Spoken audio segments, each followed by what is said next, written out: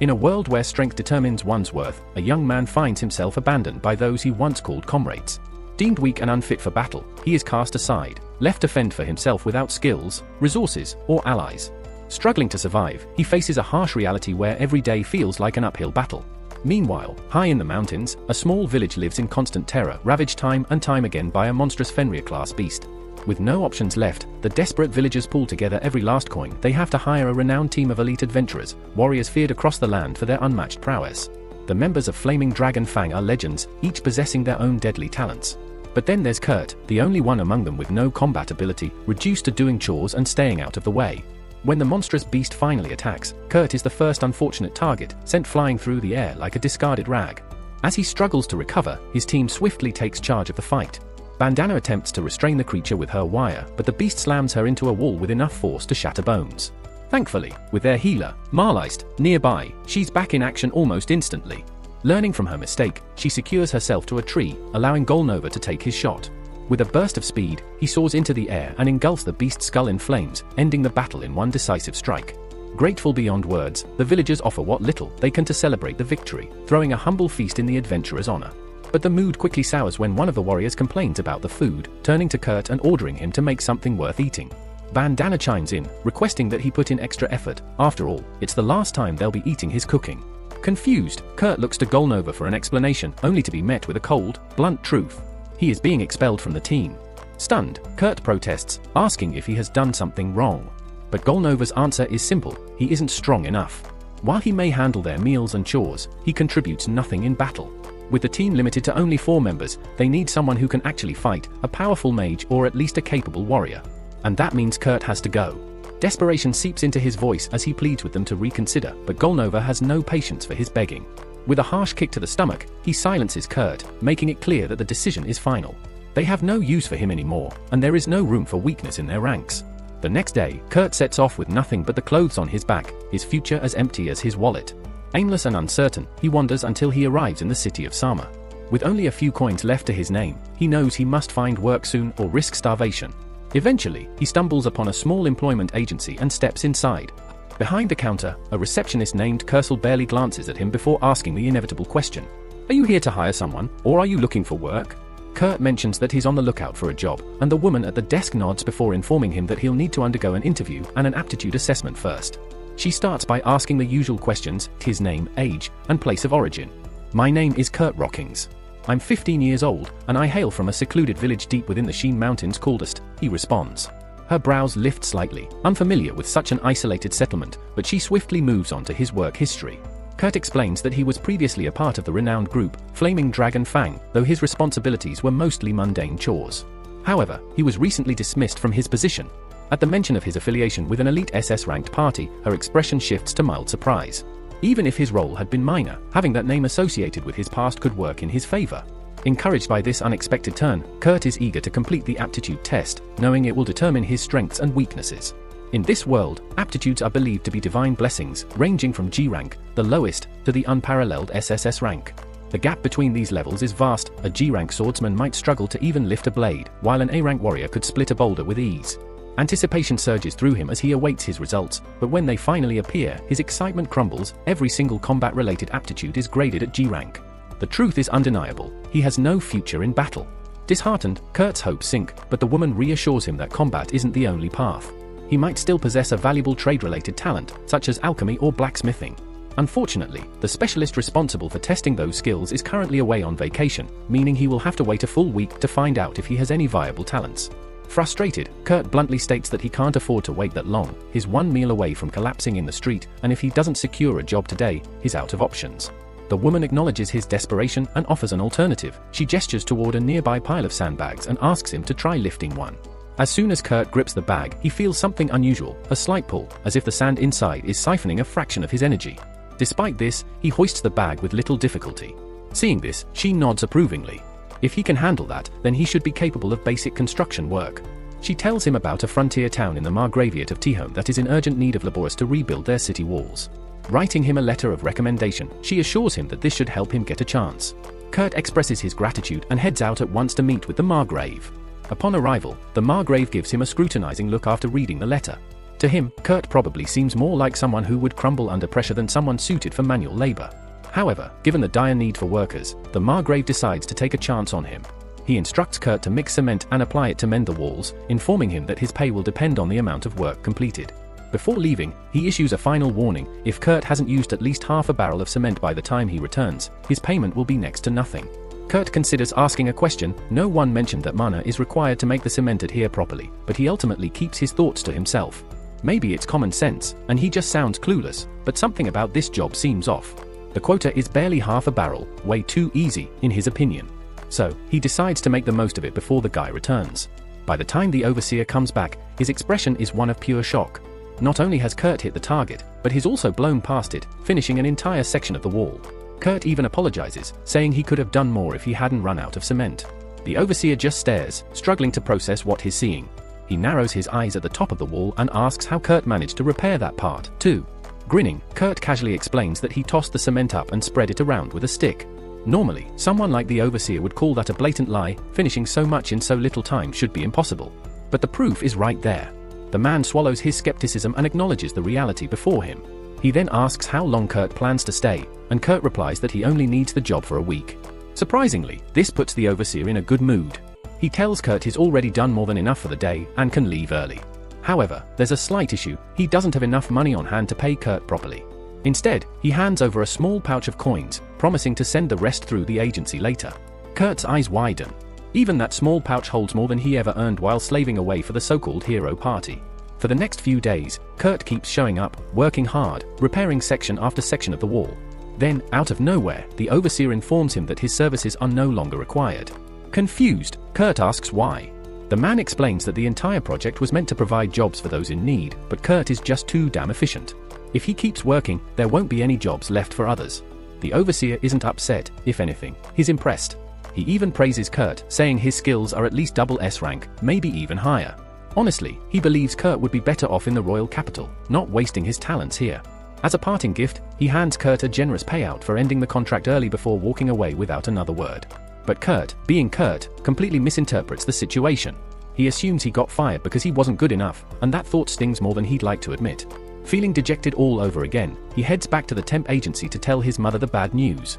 Unfortunately, the evaluation for his trade skills is still a few days away. Just then, a commotion erupts at the front desk. A girl is in a heated argument with the receptionist, trying to post a recruitment ad. The receptionist, clearly frustrated, tells her that no sane person would accept the kind of terrible conditions she's offering. But the girl refuses to back down, insisting that the agency should at least try to find someone. Her persistence starts drawing attention. Curious, Kurt walks over to see what's going on. His co-worker quickly explains the situation. The girl wants to hire a miner to dig through an unexplored mountain, but refuses to offer any upfront payment. She'll only pay if the excavation is successful. Kershal doesn't bother to hide her skepticism. No sane person would accept such an offer. She advises the young woman to seek investors instead, arguing it would be a better solution to develop the mine. However, the girl dismisses the idea outright, explaining that if she doesn't pay off the overdue taxes by the end of the week, the mine will be seized. That's when Kurt speaks up, claiming he's just reckless enough to take on the job. He adds that he's no stranger to mining work, having helped excavate back in his village. Kershal hesitates, questioning if he's truly prepared for this, especially since the contract offered means there's a strong possibility he won't get paid. Before Kurt can answer, the girl interjects. She admits she originally hoped to hire a robust dwarf, not a lanky boy who looks like he'd collapse from lifting a shovel. Still, hiring a dwarf requires at least 10 silver upfront of money she doesn't have. With no better option, she begrudgingly accepts Kurt's help. As they leave, Kershal watches from her desk, uneasy about the whole situation. The job seems like a disaster waiting to happen, and she doubts Kurt understands what he's getting into. A small part of her even thinks he'd earn more working at a love hotel. She briefly daydreams about spending a night with him and muses that she'd happily pay for that experience. Before she can get too lost in thought, her co-worker interrupts. There's been a payment transfer. It's for Kurt's previous job, fortifying the Margrave's walls. Expecting something modest, perhaps 50 silver, she's stunned to see the amount, 200 gold. She stares at the check in disbelief and is so shocked she nearly stumbles over the sandbag stacked beside her chair. Her co-worker quickly cautions her to be careful, reminding her that those particular sandbags aren't ordinary. They measure mana reserves, growing heavier for those with substantial magic power. Most people barely react to them, so Kershal lifts them with ease. But she suddenly recalls seeing Kurt struggle with them a few days prior, and it makes her wonder, is he really just a wandering worker? Meanwhile, Kurt and Uishia trek through the forest toward her campsite. Upon arrival, Kurt tenses up, noticing only a single tent. Uishia reassures him that it's spacious enough for them both, but Kurt hesitates, admitting he wouldn't be able to sleep next to a beautiful woman like her. At first, Uishia assumes he's teasing, but when she glances at him, she realizes he's completely serious. Momentarily speechless, she silently hands him a boiled potato for dinner. It's a humble meal, just a simple potato, but the act of someone cooking for him after so long fills Kurt with gratitude. He's even more appreciative that Uishia sits beside him as they eat. Back in his old party, Golova and the others never even allowed him to share the same dining space with them. That night, Kurt and Uishia settle in for the night, but Kurt finds himself unable to sleep. Uishia is lying beside him dressed only in her underwear, making it impossible for him to relax. Realizing he won't be able to rest, he grabs his things and quietly heads outside to sleep under the stars. As soon as he leaves, Uishia, who had only been pretending to sleep, slowly opens her eyes. She had deliberately worn so little to see if Kurt would try anything while she slept. Now, she feels relieved, he's proven himself to be trustworthy. The next morning, Uishia steps out of the tent and spots Kurt sleeping by a tree. A small pang of guilt hits her for forcing him to sleep outside, but then she notices something: her jacket has been mended. When Kurt wakes up, she immediately asks if he was the one who repaired it. He nods. She examines the stitches, surprised by how neatly they were done. She never expected him to have sewing skills, and it makes her wonder if mining is really the right path for him. But they've already committed, so there's no turning back now. Kurt then asks if she's chosen a spot to start digging, but Uishia admits she was just going to pick a place at random and hope for the best. He tells her that method won't work and offers to show her a better approach. Leading her to a rocky section of the mountain, he carefully studies the terrain. Within minutes, he finds a stone embedded with gems. Uishia watches in shock, she never expected him to find something so quickly. Yet, he doesn't stop. In less than 10 minutes, he's uncovered every gemstone in the area. As she stares at the precious stones, her mind races. If she sold all of them, she could clear her debt instantly. But before she can celebrate, Kurt stops her. At first, she assumes he's claiming the gems for himself, but that's not it. He explains that they'll be far more valuable if he refines them into magic crystals first. She comments that it's an impressive idea, but mentions that only 10 mags in the entire kingdom are capable of such a feat. However, before she can even finish her sentence, Kurt already holds a completed crystal in his hand. Uishia is left speechless, struggling to comprehend how he not only created a magic crystal but did so instantly, something that would normally take even the most skilled mags at least an hour. Once Kurt has finished refining all the raw gems into brilliant crystals, he finally allows Uishia to take them to market. She heads to the city while Kurt remains behind in the mountains, tending to unfinished tasks. At the city's customs office, she confidently announces her intent to sell magic crystals, but their incredible quality immediately raises suspicion. The agent questions their origin, and knowing he won't believe her if she claims a random person made them, she flashes her royal family emblem to silence him. It's a bit of a bluff. She hasn't been affiliated with the royal family in some time, and they never reclaimed the emblem, but it works, granting her access to the teleportation circle leading to the capital. Upon arrival, she visits an old friend, Mimiko, who owns a shop. Uishia presents the magic crystals for sale, and at first, Mimiko doesn't notice anything unusual. But upon closer inspection, she realizes they contain 10 times the usual mana, valuing them at 10 gold apiece. Uishia is stunned. Kurt gave her 50 of them. However, Mimiko remains unfazed and casually hands over 500 gold without hesitation. Before Uishia can leave, Mimiko has 2 conditions. First, she insists that any future sales of these high-quality crystals be exclusive to her shop, as their sheer potency makes them too valuable to be widely distributed. Second, she wants to know the identity of the person who created them.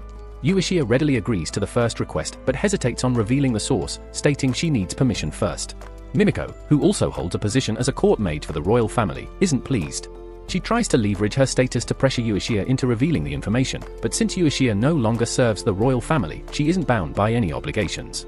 Realizing force won't work, Mimiko switches tactics and makes an offer. If the mage behind these crystals agrees to join the royal family's service, he will be granted the rank of count and full access to the royal research facility. With that, Uishia leaves Mimiko's shop, gold in hand. The next morning, she returns to the mountain, only to stop in her tracks. In just one day, Kurt has somehow built an entire house. They sit down inside, and during their conversation, Uishia brings up that one of her contacts wants to offer Kurt a prestigious role as a royal mage. If he accepts, he'd be treated like nobility, great pay, full benefits, the whole 9 yards. Kurt struggles to believe someone would seriously offer him something so grand, but Uishia assures him it's a legitimate offer. When she asks him what he plans to do, Kurt shocks her by saying he's going to refuse.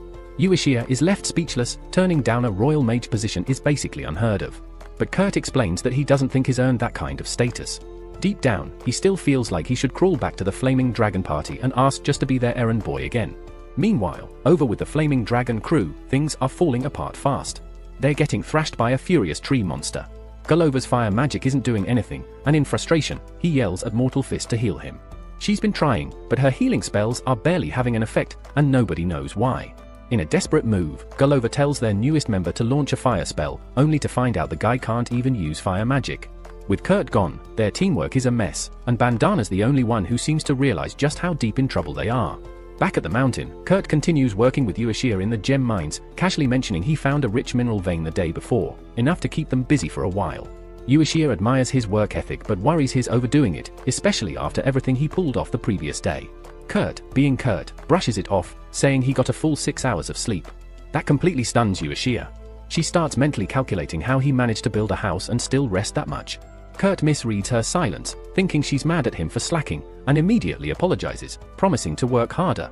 Uishia knows she should probably sit him down and explain how ridiculously powerful he actually is, but she still can't figure out where to even begin. Instead of getting into it, they grab their gear and head to the mine to dig for more gems. Kurt leads her to the spot he found earlier. It looks like a regular patch of forest to Uishia, but he insists there's a rich deposit underground. He gives her one odd warning, though, don't dig deeper than 500 meters, like that's even possible by accident with just a pickaxe. Before she can ask what he means, Kurt says he's heading to another site and that they'll regroup later. Left on her own, Uishia gets to work, digging with everything she's got. She spends the entire day at it, and just as the sun starts to set, she finally uncovers a massive hunk of topaz. She's ecstatic, especially since she handed over all the profits from the last batch of magic gems to Kurt. Since she was the one who found them, this discovery felt like hers alone. She could easily ask Kurt to refine the gem into a magic stone and boost its value threefold, but something holds her back. She doesn't want to take advantage of him, he's already done so much. Still, her curiosity wins out, and she heads off to see what Kurt's been up to. She expected him to go overboard, he always does, but what she actually finds is way beyond anything she imagined. Kurt didn't just dig a hole, he built an entire underground tunnel system in just 8 short hours. Eventually, Kurt climbs out looking a bit disappointed. He explains that the dig was a bit of a failure. He only found a small amount of the material he was aiming for and the rest is, in his words, junk. She peeks into the cart, expecting rocks and rubble, but instead sees glittering metal that definitely doesn't look like garbage. When she asks what it is, Kurt casually shrugs and says it's just mithril ore. Back home, it was so common people treated it like weeds. Uishia is stunned, completely thrown off by the idea that someone would think mithril belongs in the trash. Curious, she asks what he was originally hunting for, and Kurt pulls out a tiny, glowing stone, a piece of orichalcum. He only managed to dig up enough to fill a small box, but even that is incredibly valuable. Orichalcum is literally called the metal of the gods. A single gram is worth a fortune, and Kurt just dug up a box of it like it's no big deal. At that point, Uishia decides she's absolutely done with mining for the day and tells Kurt that the topaz she found will be enough to cover her taxes. With that, their little agreement ends, meaning Kurt is back to being unemployed, totally unaware that he's now richer than most nobles will ever dream of being. On his way to the job agency, Kurt runs into Bandana. He's genuinely happy to see her and asks why she's out here. That's when she tells him she's no longer with Flaming Dragon, and there's a whole messy story behind it. Turns out, after their last mission fell apart, Gullover stormed off to find a 5-star restaurant in search of decent food. But no matter how fancy the place was, everything tasted awful compared to Kurt's cooking. In a rage, Gullover trashed the entire restaurant and left without paying. Later, when he bumped into Bandana in a back alley, she tried to talk some sense into him. But Gullover was too far gone, obsessed with finding food that matched Kurt's standards, and ordered her to track Kurt down and drag him back by force if necessary. Instead of obeying, Bandana swiped his teleport crystal and ran. As she escaped, she noticed city guards heading for Gullover. With no teleportation crystal, he was definitely getting arrested for the destruction he caused. To top it all off, Marlice had been summoned by the church for unknown reasons. With everything falling apart, Flaming Dragon was officially done. Bandana doesn't share every ugly detail about Gullover's meltdown, but she tells Kurt enough for him to understand. Kurt is clearly shaken to hear that the team broke up. He still clung to the hope that one day he might return to them, but with Dream gone, that hope felt emptier than ever. Bandana, however, couldn't understand why he even wanted that in the first place. Kurt ended up explaining he had truly looked up to Gullover, had respected him deeply, and somehow hadn't fully realized just how awful he actually was. Losing the chance to work with him again genuinely stung. Bandana didn't really get it. For her, El Nova was nothing more than a front, just an excuse to stay close and keep an eye on Kurt. Since Kurt was already headed toward the guild office, Bandana figured he must be on the hunt for a new gig. Lucky for him, she had a lead ready. One of her contacts was running a workshop and needed extra hands. And not just any workshop, this woman was an Atelier master, a big deal considering there were only a few of them, respected almost like nobles. She asked if Kurt would be interested, and of course, he agreed without hesitation. Bandana handed him a map, pointed him in the right direction and sent him off toward his next opportunity. After a little while, Kurt reached the spot Bandana marked. It was supposed to be an Atelier master's workshop, but honestly, it just looked like an ordinary house, nothing flashy or magical about it at all. He knocked at the front door, and to his surprise, it was opened by a tiny elf girl. For a split second, Kurt thought she might actually be the master, but she quickly corrected him. She introduced herself as Michelle, the assistant, and greeted him warmly. Kurt let her know he was there for the job, and Michelle looked genuinely thrilled, like he'd just solved all her problems. She led him into the kitchen, but as soon as he crossed the threshold, a horrific smell slammed into him, like rotten herbs mixed with something even worse. Michelle quickly apologized, explaining that the place had fallen apart since she'd been run ragged with errands. Before Kurt could say anything, a voice from deeper inside the house called out for Michelle. She rushed off, asking Kurt to help straighten up a little in the meantime. It wasn't exactly the magical experience he'd been hoping for, but cleaning was easy enough, so he rolled up his sleeves and got started. About 30 minutes later, the kitchen looked brand new. Still no sign of Michelle though, and with no clue what to do next, Kurt started wandering the halls a bit. He found a door slightly ajar and knocked gently. A girl's voice from inside told him to come in. When he pushed the door open, he immediately regretted it. A nearly naked girl stood casually by the bed like it was the most natural thing in the world. Kurt immediately freaked out, apologizing profusely and stumbling backward, but the girl just waved it off like it was nothing. He quickly stammered that he was just looking for Michelle. The girl calmly mentions that she's likely down in the basement. Kurt gets ready to take off again, but he suddenly stops. His eyes catch something strange, a dark, unnatural-looking mark on her stomach. His instincts kick in immediately. It's a curse. He asks if he can take a closer look, and she nods without hesitation. Kurt kneels beside her, gently placing his hand over the mark, trying to gauge how deep the curse runs. Normally, curses like this damage internal organs badly, and he assumes eating must hurt her. But to his surprise, her stomach seems mostly fine, especially after he hears it rumble. Realizing she's hungry, Kurt offers to head back to the now spotless kitchen to make her something to eat. Meanwhile, elsewhere, Uishia sits down with Mimiko, discussing the myethil and orculum discovery that Kurt dropped on them. The issue isn't just that he found such rare materials, it's that he didn't even refine them into magic-grade crystals, and yet their value already exceeds 50,000 gold coins. The sheer number leaves Uishia stressed. She turns to Mimiko, asking what would happen if the world found out what Kurt could really do. Mimiko doesn't hold back. Best case, someone kidnaps him and uses him as a personal gold mine. Worst case, someone sees him as too big a threat and eliminates him. Then Mimiko flips the question on Uishia, asking what her own plans are for Kurt. Uishia says she's considering registering him as an Atelier master. It would grant him recognition and legal protection. She also plans to stay close as his bodyguard. The real problem, however, is Kurt himself. He's completely oblivious to how extraordinary he is and stubbornly believes he's just ordinary.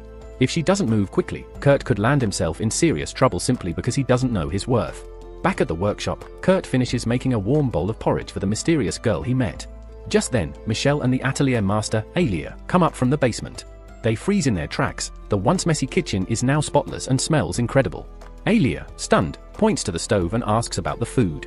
Kurt casually explains that the girl upstairs mentioned being hungry, so he whipped something up for her.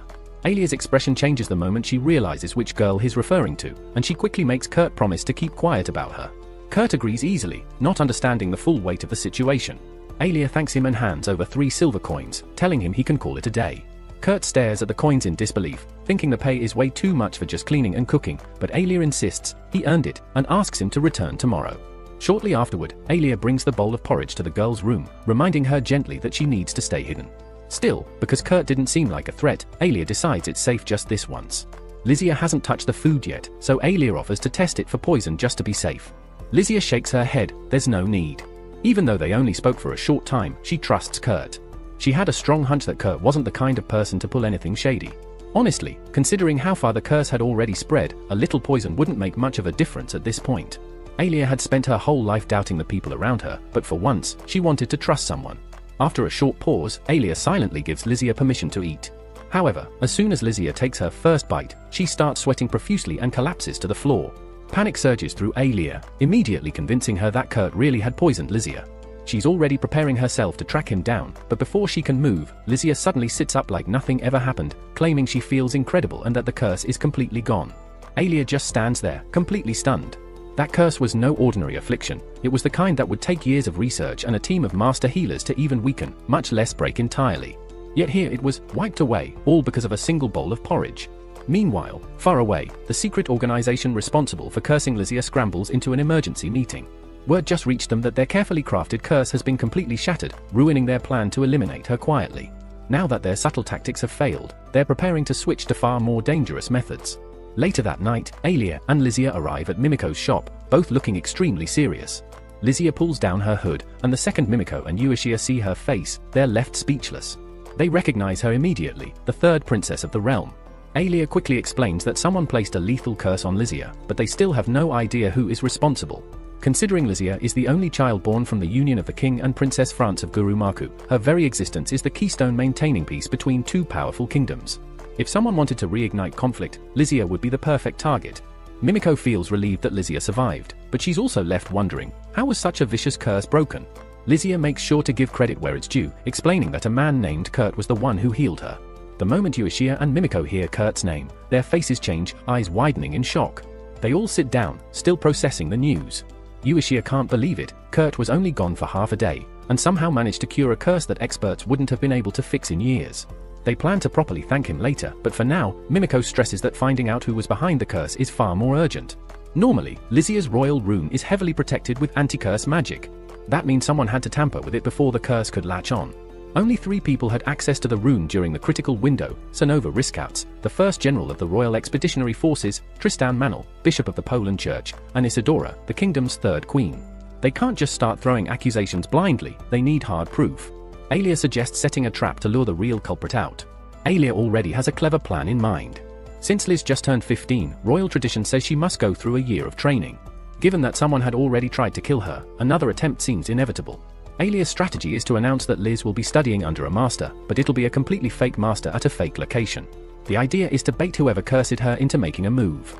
To make the trap believable, they need a master with real prestige, and Uishia knows exactly the person to help. She hands Atelier one of the magic crystals Kurt crafted, and the moment Atelier sees it, she's stunned. The craftsmanship and the magic quality are leagues above anything she's ever seen, it's simply perfect. Meanwhile, Kurt heads to Atelier's place the next day to continue his work. When he arrives, he finds a note on the door saying she's out. As he's standing there, Michelle shows up and explains that Atelier left with Uishia the day before and hasn't returned yet. With no assignments available, Kurt is left at loose ends. A bit disappointed, he decides to stop by the guild for a meal. While he's eating, he overhears a group at the next table panicking. Their porter has fallen sick, and without one, they can't complete their next mission. They don't have time to find a replacement either, which means they'll have to cancel. Kurt listens for a bit, then figures he could handle the porter's duties easily enough. He walks over and offers his help, openly admitting his not much use in a fight but confident he can manage the heavy lifting. Singh laughs at him, calling him too scrawny to survive. Kanan quickly smacks her for being rude but still doubts Kurt's abilities since their mission involves moving golems weighing over 200 kilos each. Kurt just smiles and says 200 kilos isn't an issue. To prove it, he effortlessly lifts both Kanan and Danzo at once, despite Kanan wearing 150 kilos of armor, like it's nothing. That display leaves them stunned, and they happily accept Kurt as their substitute porter. As they travel to the mission site, the team introduces themselves properly. Kanan is the frontliner who prefers hand-to-hand combat despite carrying a sword, Danzo is the samurai, and Singh handles ranged attacks. Normally they have a 5th member, but he's homesick, which is why they needed Kurt today. They welcome him warmly, and Kurt, humble as ever, thanks them for giving a weakling like him a shot. The group is a little thrown off since no one that can lift 400 kilos that easily should call themselves weak, but they chalk it up to either humility or weird humor. As they continue on, Kurt suddenly screams, making everyone jump and spin around, ready for battle, only to see him grappling frantically with a slime.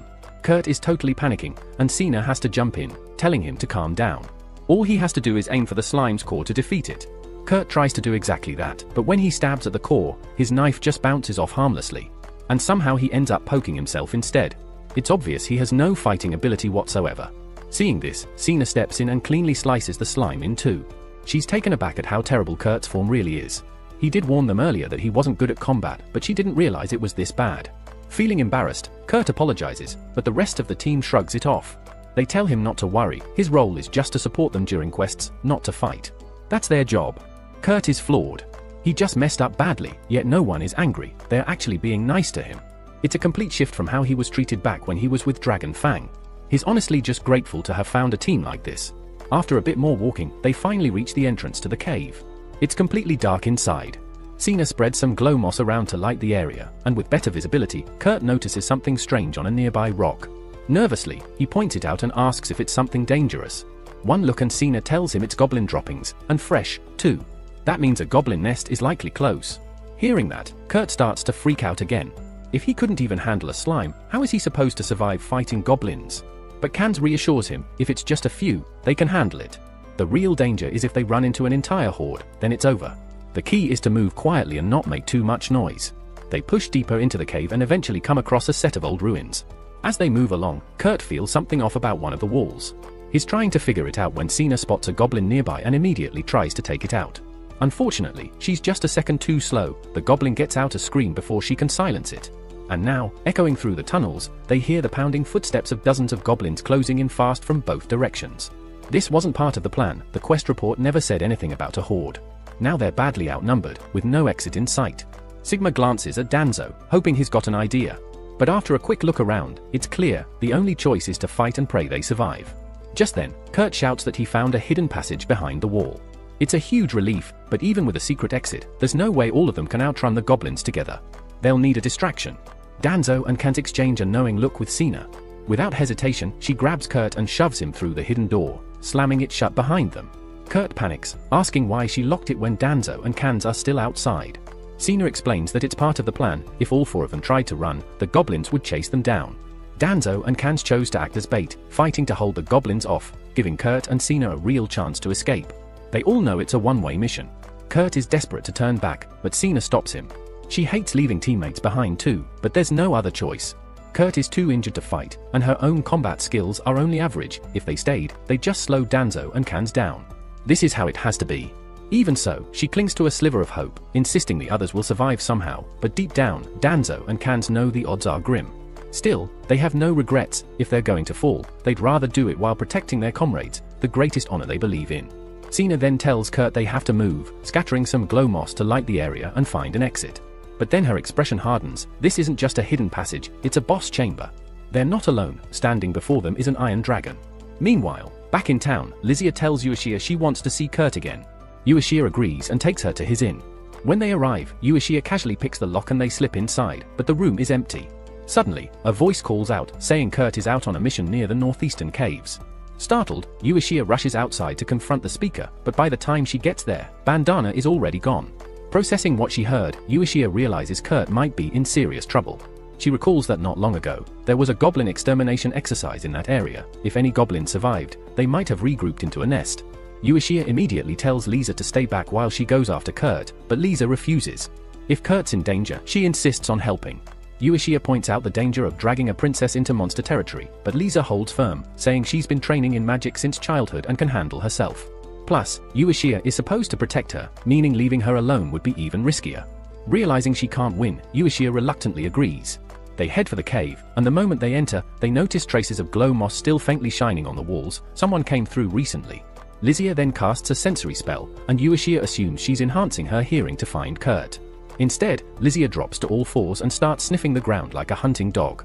Despite only spending a short time with Kurt, she'd memorized his scent. After tracking it for a moment, she locks onto his trail, just as the sounds of battle echo down one of the tunnels. She quickly alerts Uishia and buffs her stats to charge ahead. Elsewhere in the cave, Danzo and Kans are still locked in fierce combat, doing everything they can to hold the goblins back. Their stamina is fading, and their movements are slowing. Just as a goblin lunges in for a killing blow, a flash cuts through the swarm. Uishia slices them down in one strike. Meanwhile, deeper in a sealed room, Sa has fallen to her knees, convinced that their end has come. There's no way they can defeat an Iron Dragon Golem with their current strength. Turning to Kurt, she apologizes for dragging him into this mess, but Kurt just smiles and tells her not to worry about it. Since he'd faced similar challenges many times before, Kurt stays calm while Sina watches in disbelief. As the massive creature lunges at him, Kurt effortlessly dodges, leaping onto its tail. With a light tap from his dagger, he slices the entire tail clean off. He continues, tapping each limb one by one, effortlessly severing them until the dragon golem collapses into scattered pieces. Sina can only gape in shock. How could someone who once struggled against slimes dismantle a dragon golem so easily? Frankly, she's a bit scared of him now. But Kurt doesn't see what the fuss is about. For him, dismantling golems is just another part of the job. Right then, Uishia bursts into the hidden chamber, ready for battle, only to find Kurt casually standing among the remains like it's nothing special. Kurt immediately brightens up upon seeing her and asks if she can check on Danzo and Kans, worried they might still be in danger. Uishia quickly reassures him that she already handled it. They're roughed up, but they'll recover. With everyone safe, the group regathers to discuss what happened. Danzo and Kans thank Uishia for saving their skins, joking that without her, they'd be goblin food by now.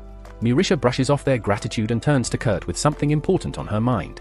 As Kurt begins loading up some dragon parts, Uishia tells him she's opening a new atelier and invites him to join her. Kurt hesitates, feeling loyal to his current party, but Kant immediately encourages him to take the opportunity, insisting he shouldn't miss out. With their blessing, Kurt agrees to sign on.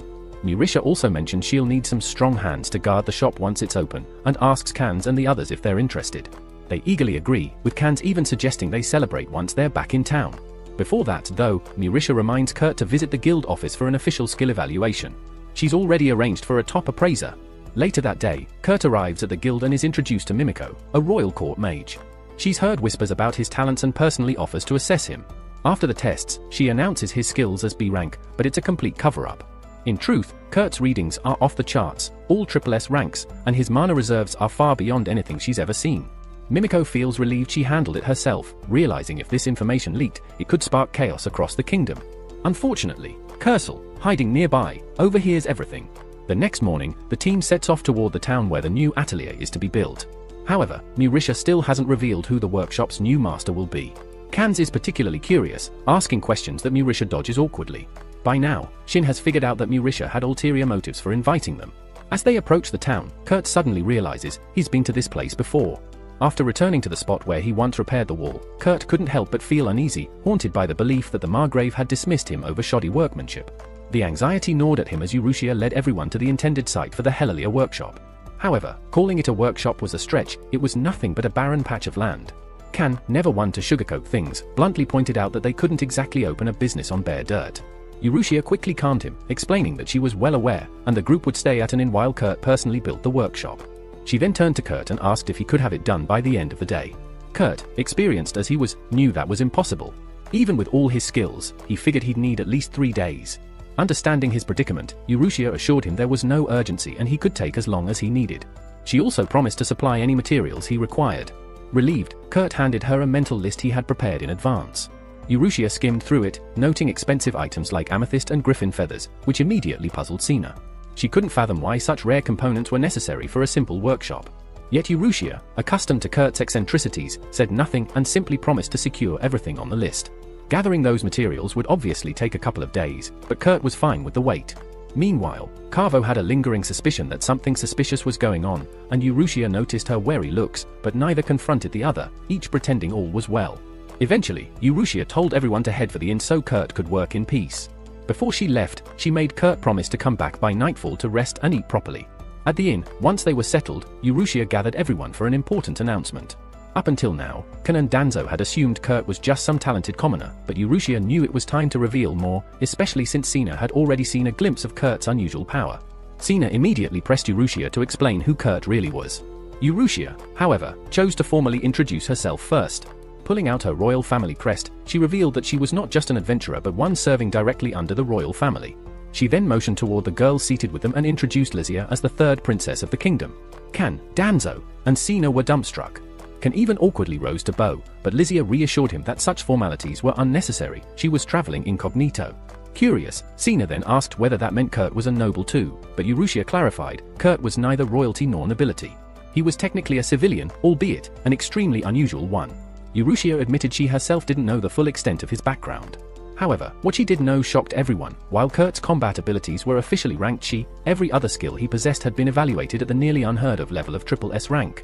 The room fell silent. It sounded absurd, yet after seeing Kurt in action, it all started to make sense. Uishia stressed that Kurt's true strength was considered a top secret, and none of them were allowed to discuss it with outsiders. Even more startling, Kurt himself had been kept in the dark. Uishia and Mimiko had lied to him, telling him he was merely a B-rank adventurer. Uishia had previously revealed that Kurt was intended to become the next Atelier master, though she had never planned to disclose the true reasons behind this decision. Upon hearing this, Sina stood up abruptly, anger flashing across her face.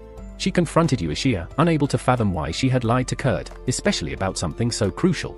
Uishia attempted to justify herself, claiming Kurt wouldn't believe the truth, even if she told him. But Sina was not convinced. She vehemently rejected Uishia's excuse, calling it absurd. Uishia then tried another defense, arguing that she was simply trying to protect Kurt. If his true abilities became public knowledge, she feared others would exploit him. Sina, however, sharply retorted that it was Uishia herself who was exploiting him, not the other way around. Faced with this accusation, Uishia fell silent, unable to respond. Disgusted by the situation, Sina turned to Kans, signaling that she wanted nothing more to do with the mess they were in. After a brief pause, Danzo requested Lisa to elaborate on their predicament. Lisa nodded and explained that just a few days ago, Kurt had broken a deadly curse placed on her, simply by offering her a bowl of porridge. Now, someone was after her life, which is why they had come up with the plan to set up an Atelier master. The goal was to draw out the assassins, identify the culprit, and put an end to the threat. Of course, Kurt had no idea about any of this. Lisa admitted that it seemed selfish to involve Kurt without his knowledge, but she reassured them that both she and Uishia cared deeply for him and would never intentionally put him in harm's way. She then earnestly asked if they would keep the secret and help protect Kurt. Danzo took a moment before responding, explaining that as adventurers, they weren't obligated to follow the orders of any royal figure. However, since Kurt was their friend, they were willing to do whatever it took to keep him safe. Kans quickly echoed Danzo's sentiment, offering their full support. Lisa was relieved by their willingness to help, but Sina remained skeptical, especially considering they had only known Kurt for a mere 2 days. Uishia understood Sina's concerns. Even though she spoke of Kurt as though they had known each other for years, she had only met him last week. To this day, Uishia still found it hard to believe the extraordinary feats Kurt had already accomplished. Sina excused herself, saying she needed a walk to clear her mind before making any decisions. As she wandered through town, she found herself heading toward Kurt's worksite. She felt strongly that Kurt deserved to know the truth about his strength. But as she approached, she was taken aback by what she saw. In just a few hours, Kurt had single-handedly laid down the entire foundation for the workshop. She approached him, asking if he had really built all of this by himself. Kurt casually confirmed that he had, mentioning that he thought it was normal since Uishia had told him he was only B rank. Sina stared at him, stunned. There was no way a B-ranked worker could have completed something like this so quickly. It dawned on her that Kurt's perception of his own abilities was entirely skewed. Having grown up in a village where building a dozen houses in a single day was considered routine, Kurt saw this as nothing special. Still, Sina couldn't shake the feeling that it wasn't right for Uishia to keep Kurt in the dark, especially when he was doing all this work. She asked him if he felt resentful about the heavy burden that had been placed on him. Kurt smiled gently and shook his head. He explained to her that he didn't feel burdened. Kurt had no reason to feel upset, especially since he found joy in being useful when he was part of the hero party. Despite them constantly belittling him, calling him worthless, and eventually booting him out, Kurt was now in a place where his worth was recognized, and that made him happier than words could express. Meanwhile, Danzo lingered in the town square for a meeting with a trusted informant, someone who looked suspiciously like Bandana. Remember how Danzo's group hired Kurt after their original porter fell ill? It turns out that wasn't just bad luck. The so-called porter, Bandana, was actually a spy, planted with the mission of tearing Danzo's team apart from the inside. Some jealous adventurers, unable to tolerate Danzo's team's success, had paid Bandana to sabotage them. The informant had already tracked Bandana down and left Danzo with clear directions to find him. With this valuable intel in hand, Danzo paid her and set off to a local tavern. Inside, a bald, miserable man sulked into his drink. Not only had the waitress rejected him after he tried to grope her, but his scheme to destroy Danzo's group had failed miserably. Still, he was already scheming again, having recently heard that Danzo's party had teamed up with an Atelier workshop connected to the third princess. If he played his cards right, this could lead to a significant payday. Danzo, however, had other plans. From the shadows, he asked Bandana if he was enjoying what might be his last drink. The words froze Bandana in his tracks, and he immediately bolted for the door in a panic. He dashed down the alley but tripped over a wire placed perfectly across his path, crashing hard to the ground. Danzo approached without haste, quickly realizing that Bandana's sick leave for the mining job had been a cover-up. Bandana feigned ignorance, but it was too late. Danzo drew his sword and swung at Bandana's neck, but stopped just before making contact. Instead of spilling blood, Danzo leaned in and warned Bandana to stay away from him and his team. If he showed up again, Danzo promised, he wouldn't hesitate next time. With that, Danzo walked off, and Bandana, who had been watching from a distance, felt a surge of frustration. Danzo had let Bandana go, and she knew he'd cause trouble later. Just as she was about to handle the problem herself, two hooded figures appeared and hauled Bandana away. Bandana immediately recognized them as part of the Phantom Squad, directly reporting to Mimiko. She wondered why a royal court mage was involved in this. It was then that her messenger Crow arrived, delivering a letter from her superior. The letter ordered her to back off, as Marface had taken authority over the situation. Another disappointment, but Bandana had no choice but to follow orders. With nothing left to do, she decided to head back to Kurt's village. Meanwhile, Marlice wasn't having a good day either. She had been captured and was now trapped inside a magic circle. Back in town, Danzo and Kans were completely stunned the next morning when they saw what Kurt had built. The man had even managed to grow trees and shrubs, and neither of them could figure out how he had managed it overnight. Everyone is stunned, except for Lisa, who's lost in her daydreams about marrying Kurt and living with him here forever. Kurt walks in to greet everyone, invites them inside, and gives them a tour of the place. He starts with the entrance, then shows off the 2 basement floors, and even the custom water purification system he built using magical gems. He made sure there's enough room for everyone, including a special one reserved for the Atelier master. Speaking of which, Kurt still doesn't realize that he's supposed to be the Atelier master. Uishia decides to hold off on telling him for now and quickly makes up a story, saying that the Atelier master is delayed. She then casually asks Kurt where his room is, but Kurt, ever the humble soul, replies that he doesn't need one.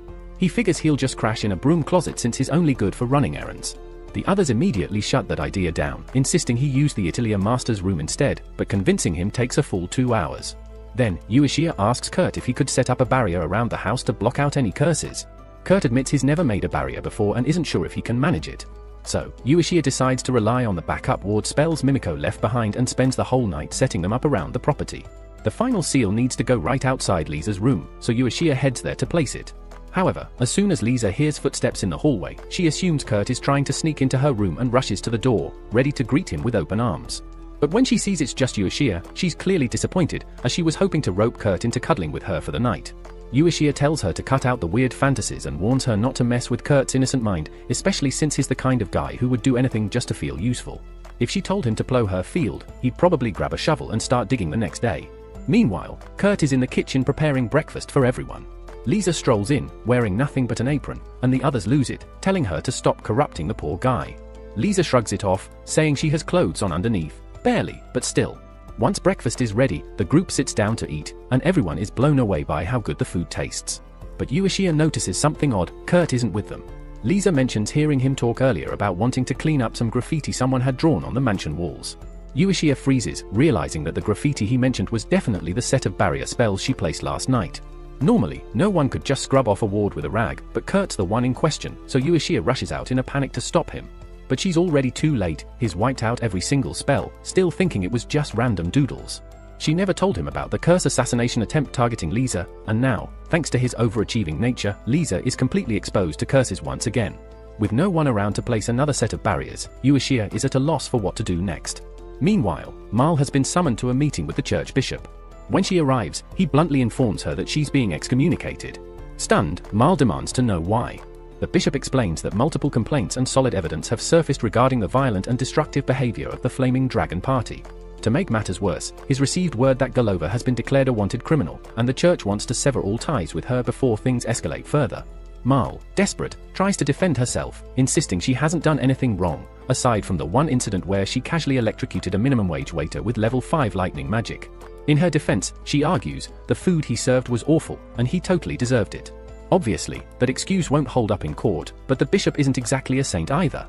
Sensing an opportunity, he tells Maul that he's willing to overlook her minor sins and even promote her to the rank of priest, but only if she does one small favor for him. When Maul hears the offer of promotion, her eyes practically light up like a kid in a candy store. She eagerly agrees to whatever he requests, ready to comply in any way, even if it means metaphorically or otherwise kneeling. However, the situation quickly takes an unexpected turn. The bishop casually pours a glass of wine and offers it to her. Without hesitation, she drinks it. But instead of what she envisioned, the bishop calmly reveals that he wants her to assassinate the third princess of the kingdom. Marlapist would typically refuse such a request outright, but by the time she realizes the full extent of the situation, it's too late. The wine was laced with a deadly curse, one that ensures a slow and painful death unless she complies. Left with no other options, Marlapist swears loyalty to the bishop's plan, which unfortunately for her involves being sealed inside a magic circle alongside a demon to guarantee her obedience. Back at Kurt's mansion, things are peaceful. The group enjoys a hearty breakfast, and surprisingly, Lisa hasn't suffered any new curses, despite Kurt accidentally wiping out all the previous protective spells. Uishia still hasn't figured out why Lisa is safe from new curses, but Kurt's magic-infused cooking, with its powerful purification properties, seems to be neutralizing any attempts before they can take hold. It appears that Lisa's safety isn't at risk anymore, especially now that Mimiko has arrived in town. With Mother Filia's assistance, they've started building an intricate information network to uncover any threats against Lisa. Lizia notices something different about the cake Kurt made today and asks him about it. Kurt explains that he used rice flour instead of wheat flour. Lisa loves the flavor, as it reminds her of the rice porridge Kurt made for her when they first met. She excitedly asks if he'd be willing to make it again if she ever gets cursed. Kurt, with a warm smile, assures her he'd be happy to make as much rice porridge as she wants, although he also reassures her that she doesn't need to worry about being cursed anymore. Iris, hearing this, looks surprised and asks Kurt how he can be so confident, especially after telling her earlier that he couldn't set up anti-curse barriers. Kurt confirms that while he can't set up barriers within the mansion, the entire house itself acts as a massive curse barrier. Any curse magic aimed at them will automatically reflect back onto the sender. Kurt also mentions that he made a few adjustments to the barrier for extra protection. As fate would have it, at that exact moment, one of the assassins targeting Lisa decides to cast a powerful curse. The magician begins his ritual, aiming for his most potent curse yet. But instead of hitting Lisa, the magic immediately backfires. The curse dissipates harmlessly and rebounds onto the caster, causing his body to glow like an electric lamp.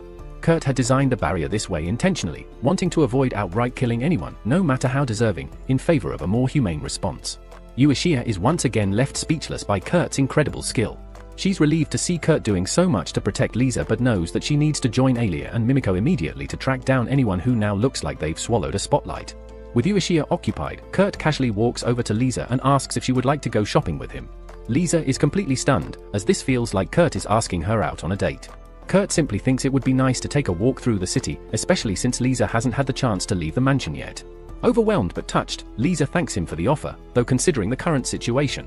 She regretfully informs him that she can't go out, just as atop the city walls, Margaret of Aladdin and his vice-general generic survey the horizon with growing concern. A massive horde of monsters is advancing toward the city. Still, there's no immediate need to panic, as the walls have been fully repaired, and their army is ready to defend at a moment's notice. At the same time, Uishia, Mimiko, and Atelier finally track down the human light bulb, only to discover that his own comrades have killed him.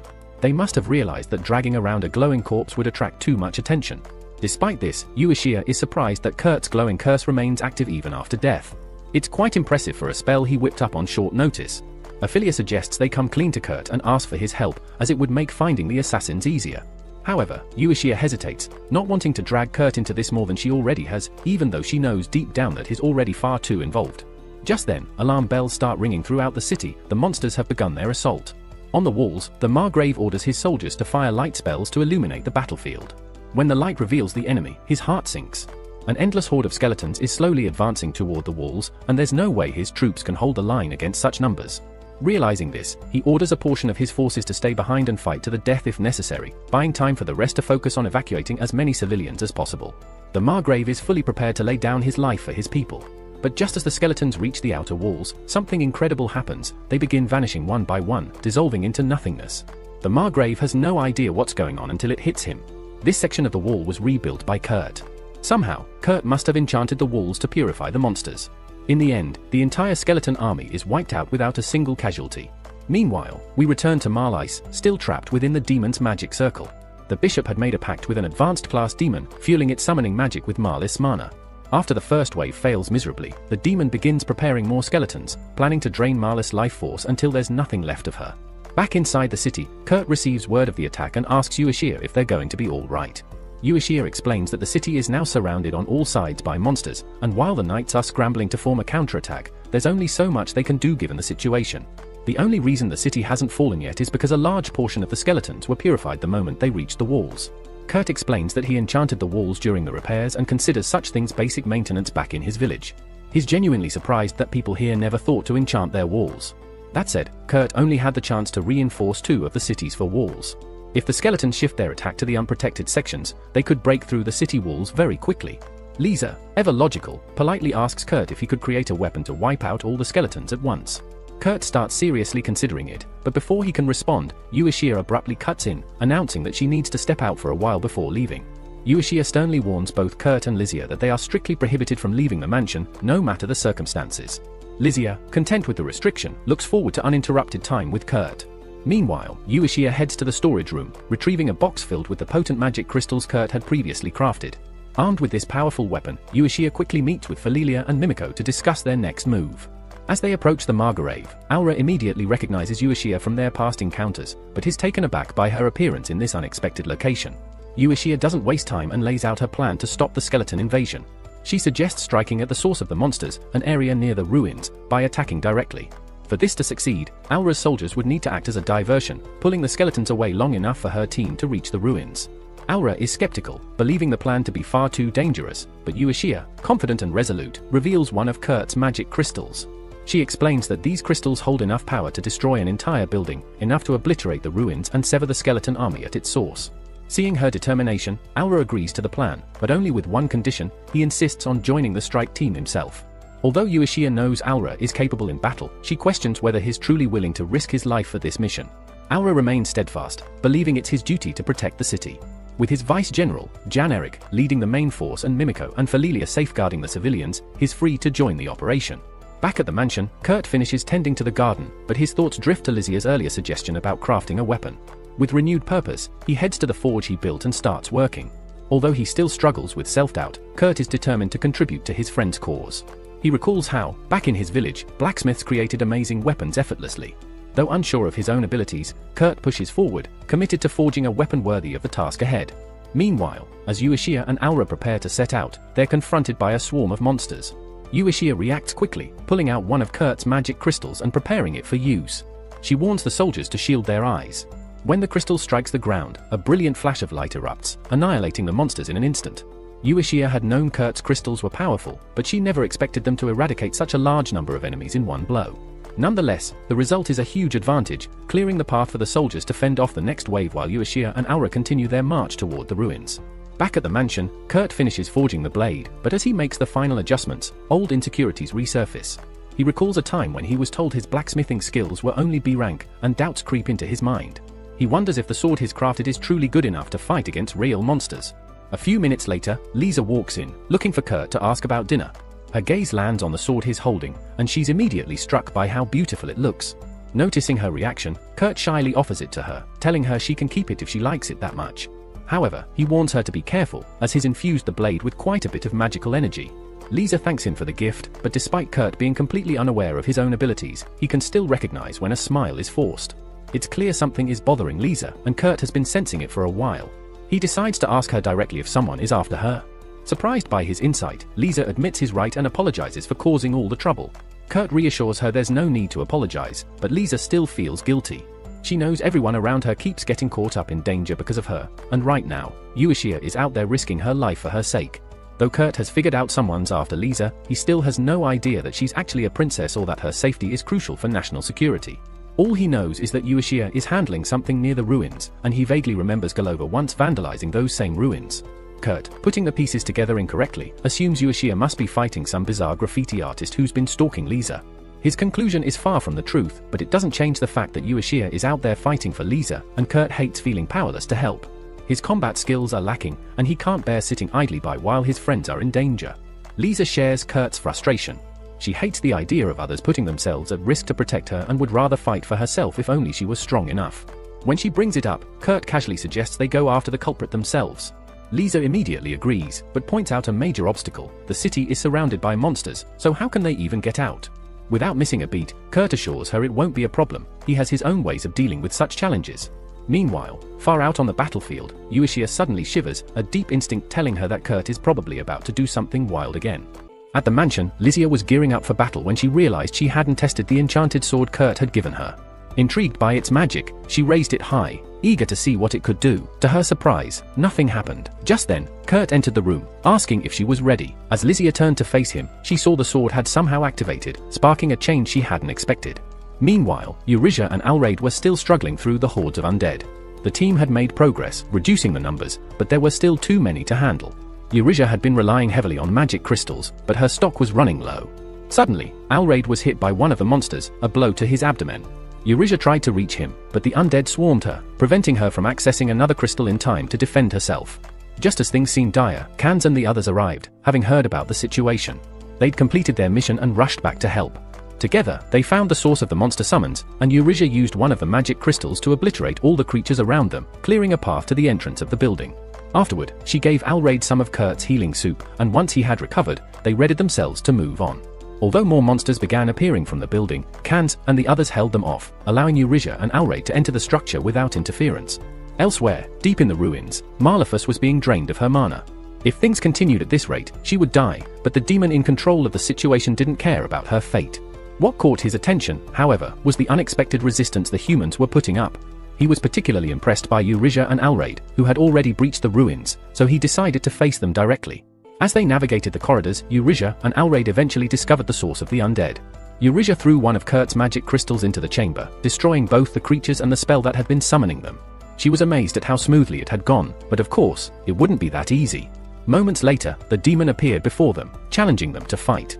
Uishia charged forward, using the magic crystal as a weapon, but when it struck the demon, nothing happened. The demon smirked, declaring it had infinite HP. Alraid, not buying the claim, slashed the demon's midsection, but the wound immediately healed itself. The demon wasn't regenerating because it had infinite health, but because it was siphoning Maleficus's mana at an alarming rate to heal itself, draining her life force with every second. The demon then acknowledged to Alraid and Uishia that they were far more impressive than the typical humans it had encountered, but in the end, they were still no match for it. The same went for all their allies fighting outside. Despite their best efforts to defend the city, the relentless wave of undead would eventually overwhelm them. Alraid, standing firm, retorted that none of his comrades would fall to such a monstrous foe, but the demon merely smirked and stated that it could summon endless waves, grinding them down to nothing. Even the 3 fighters outside would not survive the next assault. Yet, Uishia and Alraid refused to accept that fate. In a coordinated strike, Uishia decapitated the demon while Alraid drove his sword through its heart. But to their shock, the demon casually reattached its head and continued its taunts. It promised to slaughter all the knights, then target the princess. For its amusement, the demon suggested sparing Uishia and Alraid, letting them live just long enough to witness Lysia's slow, agonizing demise. Uishia was desperate to prevent such a cruel fate but felt powerless. Nothing they did seemed to work, and even Kurt's magic crystals had proven ineffective against the demon's power. Meanwhile, Maleficus had resigned herself to the inevitable. Her strength had dwindled so much that even if she managed to escape the magical circle, she lacked the energy to flee. Worse still, the curse the bishop had placed on her meant she hadn't eaten in days, leaving her weaker and more famished than ever. She found herself wishing for just one more taste of Kurt's cooking before her life ended. In her delirium, she thought she heard Kurt's voice calling her name. But it wasn't a hallucination. Kurt and Lysia had just broken through to the chamber. Maleficus was stunned to see Kurt there, and even more shocked to see that he had brought the princess with him. She quickly wondered if Kurt had figured out her involvement in the plot to kill Lysia and brought the princess here to witness the end. However, Kurt hadn't known Maleficus was even involved until he arrived. He looked at her and asked bluntly if she was behind the attempts on Lysia's life.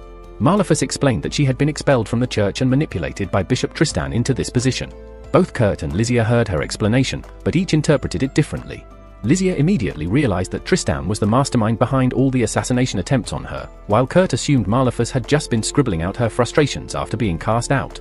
Neither Maleficus nor Lysia understood Kurt's interpretation, but Lysia supported whatever Kurt said, regardless of how nonsensical it seemed.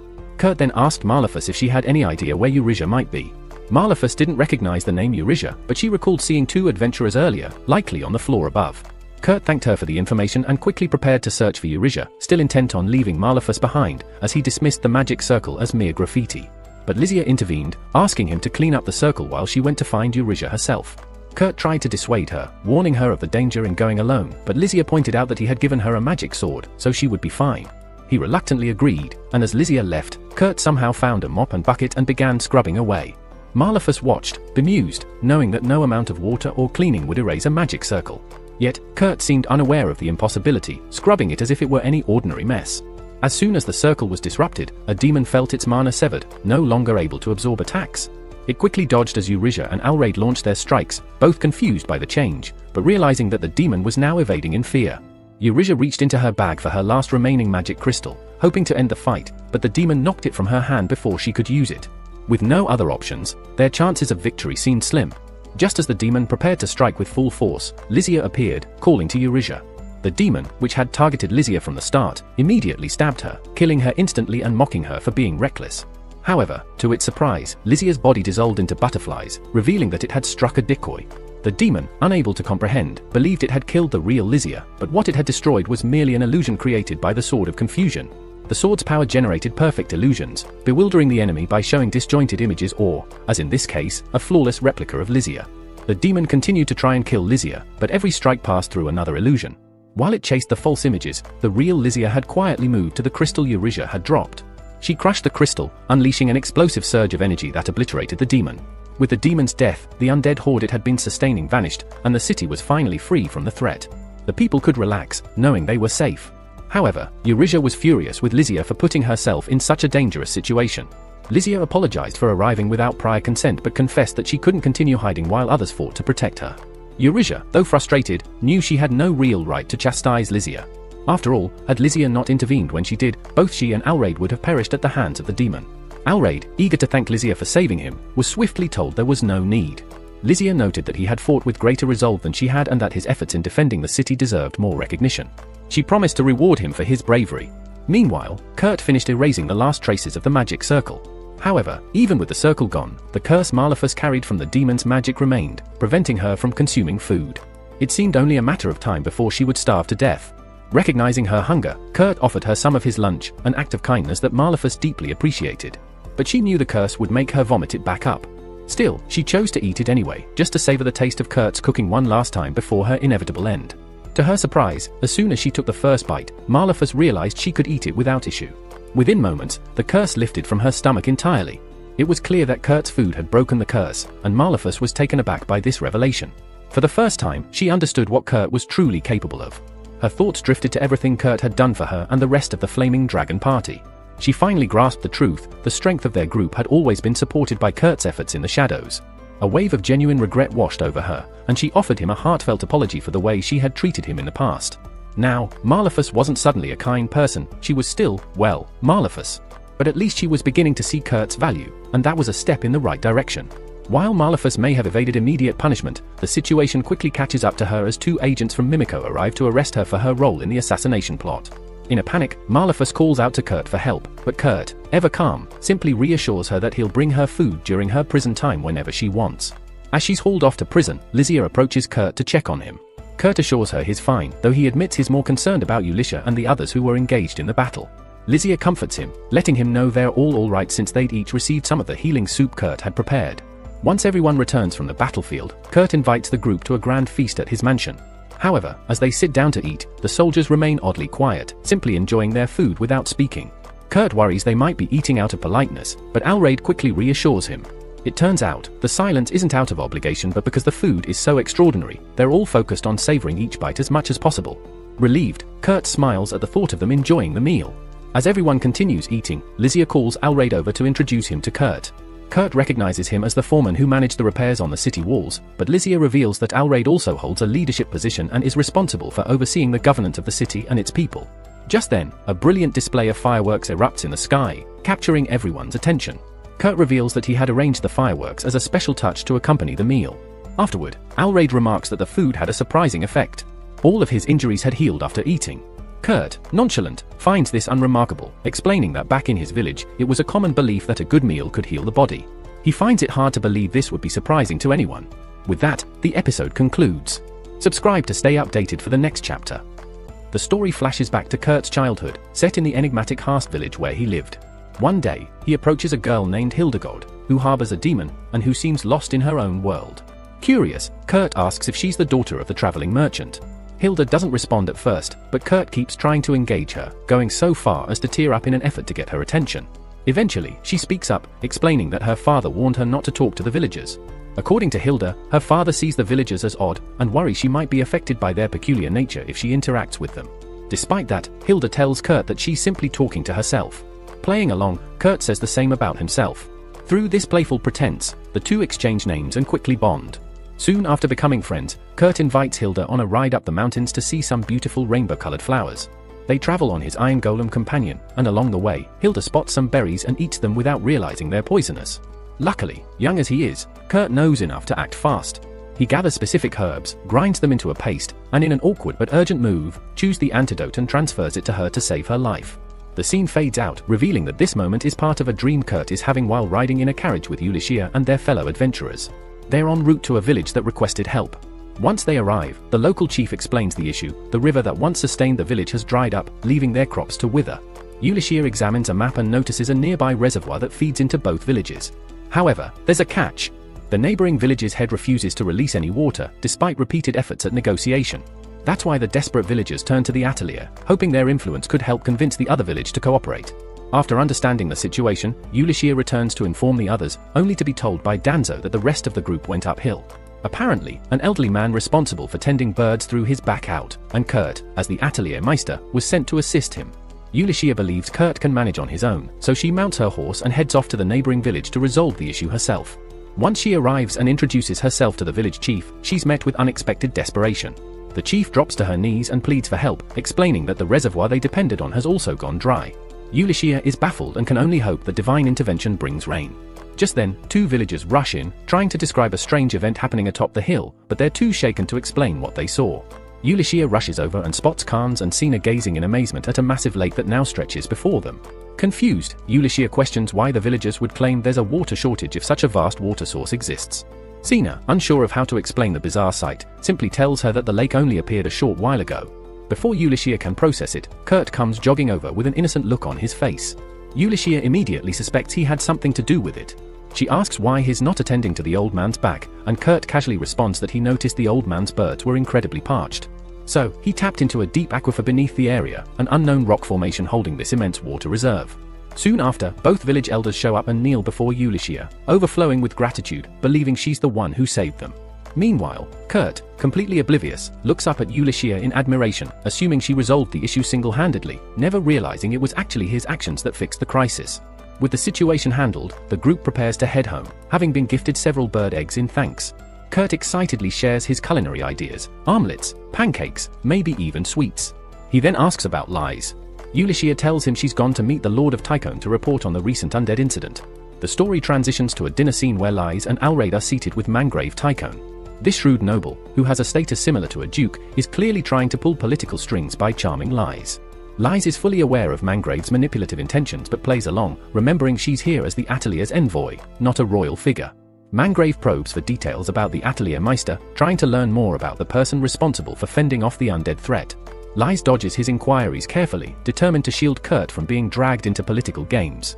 As they continue speaking, Mangrave turns the topic toward the Atelier's town, noting that it still lacks an official name. Lies explains that naming a town requires the appointment of a viceroy by the kingdom. Using his authority, Mangrave expresses interest in appointing the Atelier Meister to the role. Immediately, Lies sees through his maneuver, is aiming to gain control over Kurt. But since Kurt isn't even aware of his role as the Atelier Meister, Lies knows she can't let this happen. She politely says that the decision isn't hers alone to make. Mangrave grows suspicious. He points out that as both princess and Atelier representative, she should have some decision-making power. Lies, caught off guard, doesn't know how to respond. The tension rises as Mangrave then turns to Alraid. He asks Alraid, commander of the town's knights, if he has any objections to naming the Atelier Meister as viceroy. Lies anxiously hopes Alraid is as unaware of Kurt's identity as she thinks. Unknowingly, Alraid agrees right away. Lies is forced to interrupt yet again, bringing up another objection to stall the appointment. This leads Mangrave to wonder if there's some underlying issue or shortcoming in the Atelier Meister that disqualifies him for the position. His remark offends Lies a lot, and unable to restrain herself, she declares with pride that no one in the nation surpasses the Atelier Meister in talent. Unfortunately, her passionate praise of Kurt only confirms Mangrave's suspicions. Wearing a smug smile, he confidently announces that the Atelier Meister will, without a doubt, be named the new viceroy. Lysalot hurries back to the Atelier with shocking news that throws everyone into confusion. Uishia worries that this might force them to present Kurt as the Atelier Meister, which is a huge issue, because Kurt himself doesn't even realize that he is the Meister. She proposes finding someone else to impersonate the Atelier Meister to quickly resolve the matter. However, this plan quickly falls apart. Every knight has seen Kurt, and they all know who he truly is. No one would believe in a substitute who lacks his strength and reputation. Initially, Lysalot agrees with Ulysses' suggestion, but when she realizes this would mean replacing her beloved with someone else, she snaps, screaming that she won't allow it. There is no other person like Kurt in the entire city, no, in the entire world. She demands to know where he is, and Ulysses jokingly says he's busy raising a child. What? Her lover has a child that isn't hers? If there's anyone who jumps to wild conclusions, it's Lysalot. She shouts that even if the child isn't hers, she'll still raise it and train it herself. Her instincts as a woman flare up, and she knows her position. She's a princess, and she can make anything happen. Ulysses, of course, is only messing with her. Kurt doesn't have a child, he's simply taking care of an egg they brought back from their last trip, and it's close to hatching. Knowing Kurt's habits, Ulysses starts to worry. What kind of creature could possibly emerge from an egg he's personally nurturing? Her worry proves justified when Kurt suddenly calls out for them, announcing that the egg has finally hatched. Meanwhile, in another place, Mimiko is overwhelmed by the stack of reports piled on her desk. She vents to Lady Ophelia, who teases that Mimiko looks like her mask is slipping. Discussing the paperwork, Ophelia casually mentions that Bishop Tristan has been found dead. She believes it was the doing of the Poland Church, trying to assign blame for the failed summoning ritual. She then asks Mimiko what her plans are for Marla Feiss, whether she intends to kill her. Though Mimiko might want to, she remembers that Kurt once told Marla Feiss he'd visit her in prison. If she acts against Marla now, it could enrage Kurt. Lucky for Marla Feiss, the bond she once took for granted is the only thing protecting her now. As for Kurt, Mimiko soon receives a letter that leaves her stunned. The egg Kurt had been caring for hatched into a girl. Now she wants to ask Uishia about her future, since Uishia was the one who made the offhand prophecy that Kurt was raising a child. That silly joke turned out to be true, and Mimiko is far too stunned to process it. She gathers everyone together, and a small child sits comfortably on Kurt's lap, gently touching his face and calling him Papa. Although the child just emerged from an egg, she appears to be around 3 years old. Uishia reminds Kurt that it's unnatural for a human-looking child to come from an egg and labels her a monster. Despite that, Uishia demands that Kurt hand over the child. When he questions her intentions, she plainly states that the child must be eliminated. Kurt refuses, unwilling to surrender the baby. He believes there's no way such a gentle child could bring harm. Even when Uishia pulls the girl away from him, Kurt desperately pleads, offering to take full responsibility. She dismisses his offer. But then the child gazes up at Uishia, touching her cheek and calling her Mama. Uishia is stunned, momentarily picturing a peaceful life with Kurt, raising the child together. Before she can get lost in the fantasy, Lisa-Lotte bluntly reminds her that the girl isn't her child with Kurt. Uishia denies having such thoughts, but Lisa-Lotte takes the girl from her. When the baby touches Lisa-Lotte's cheek and also calls her Mama, she, too, is overwhelmed. She lets go of the child, and Sina scoops her up. The girl calls Sina sis. Just as Sina begins to enjoy the new title, Lisa-Lotte returns, hoping to be called Mama again. Meanwhile, Khan speaks up, telling Uishia that there's no reason to kill the child. He believes that with proper guidance, even someone born from darkness can change for the better. Left with no other option, Uishia agrees. Lisa-Lotte then suggests giving the baby a name. Since the child called her Mama, she proposes a name blending hers and Kurt's, Kururi. Uishia protests, unwilling to admit the girl also called her Mama, and offers an alternative, Yakui. The disagreement quickly turns into a loud argument, eventually waking the baby. Curious, the child asks why they are fighting. She reaches out and holds their hands, calming everyone instantly. At that moment, they realize it no longer matters whose name is used. Seeing how much joy and unity the child brings, Kurt proposes a new name, Akari, symbolizing a place or area that connects them all. Everyone agrees, and the child beams with happiness at her new name. Even in a joyful moment, Uishia remains cautious about the unfamiliar child. She secretly sends strands of hair and saliva to Mimiko for examination, wanting to be sure before making any decisions regarding the girl. The next morning, Kurt constructs a separate space in the house for the child. Akari is thrilled, but Uishia doesn't see it as a room, more like a confinement area.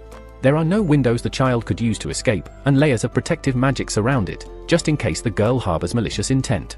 As a further precaution, Uishia makes sure Lisa-Lotte and Akari don't come into contact with the girl until she receives Mimiko's results. With business matters to handle alongside Kurt, Uishia summons him to head out. Akari wishes to accompany them but is told she must stay behind.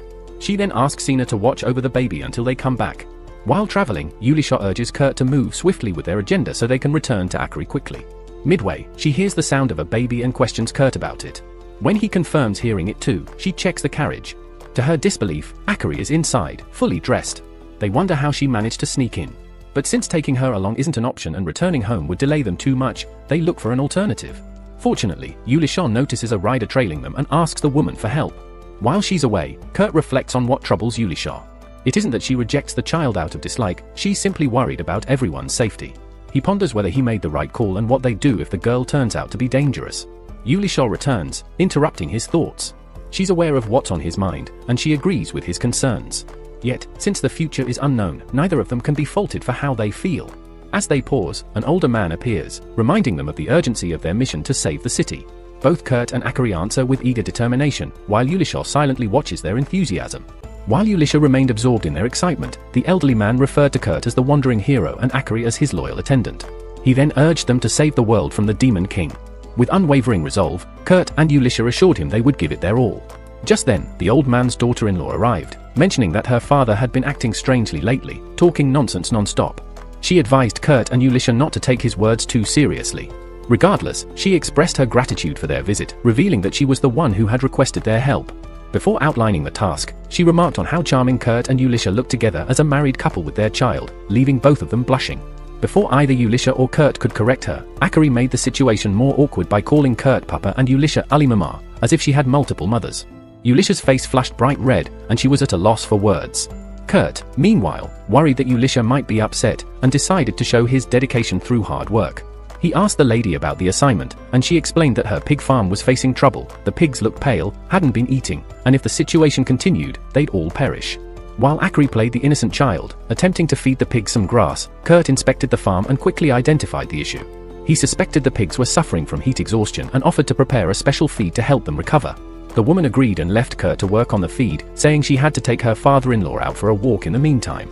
Before starting, Kurt searched for Uishia and found her still where she had been, her cheeks as red as a rose. She couldn't stop imagining what life would be like married to Kurt. Kurt noticed her blush but assumed she was furious with him. Believing she was deeply offended, he resolved to make amends by focusing intently on preparing the feed, while Akari cheerfully darted around him. Afterward, he fed the pigs.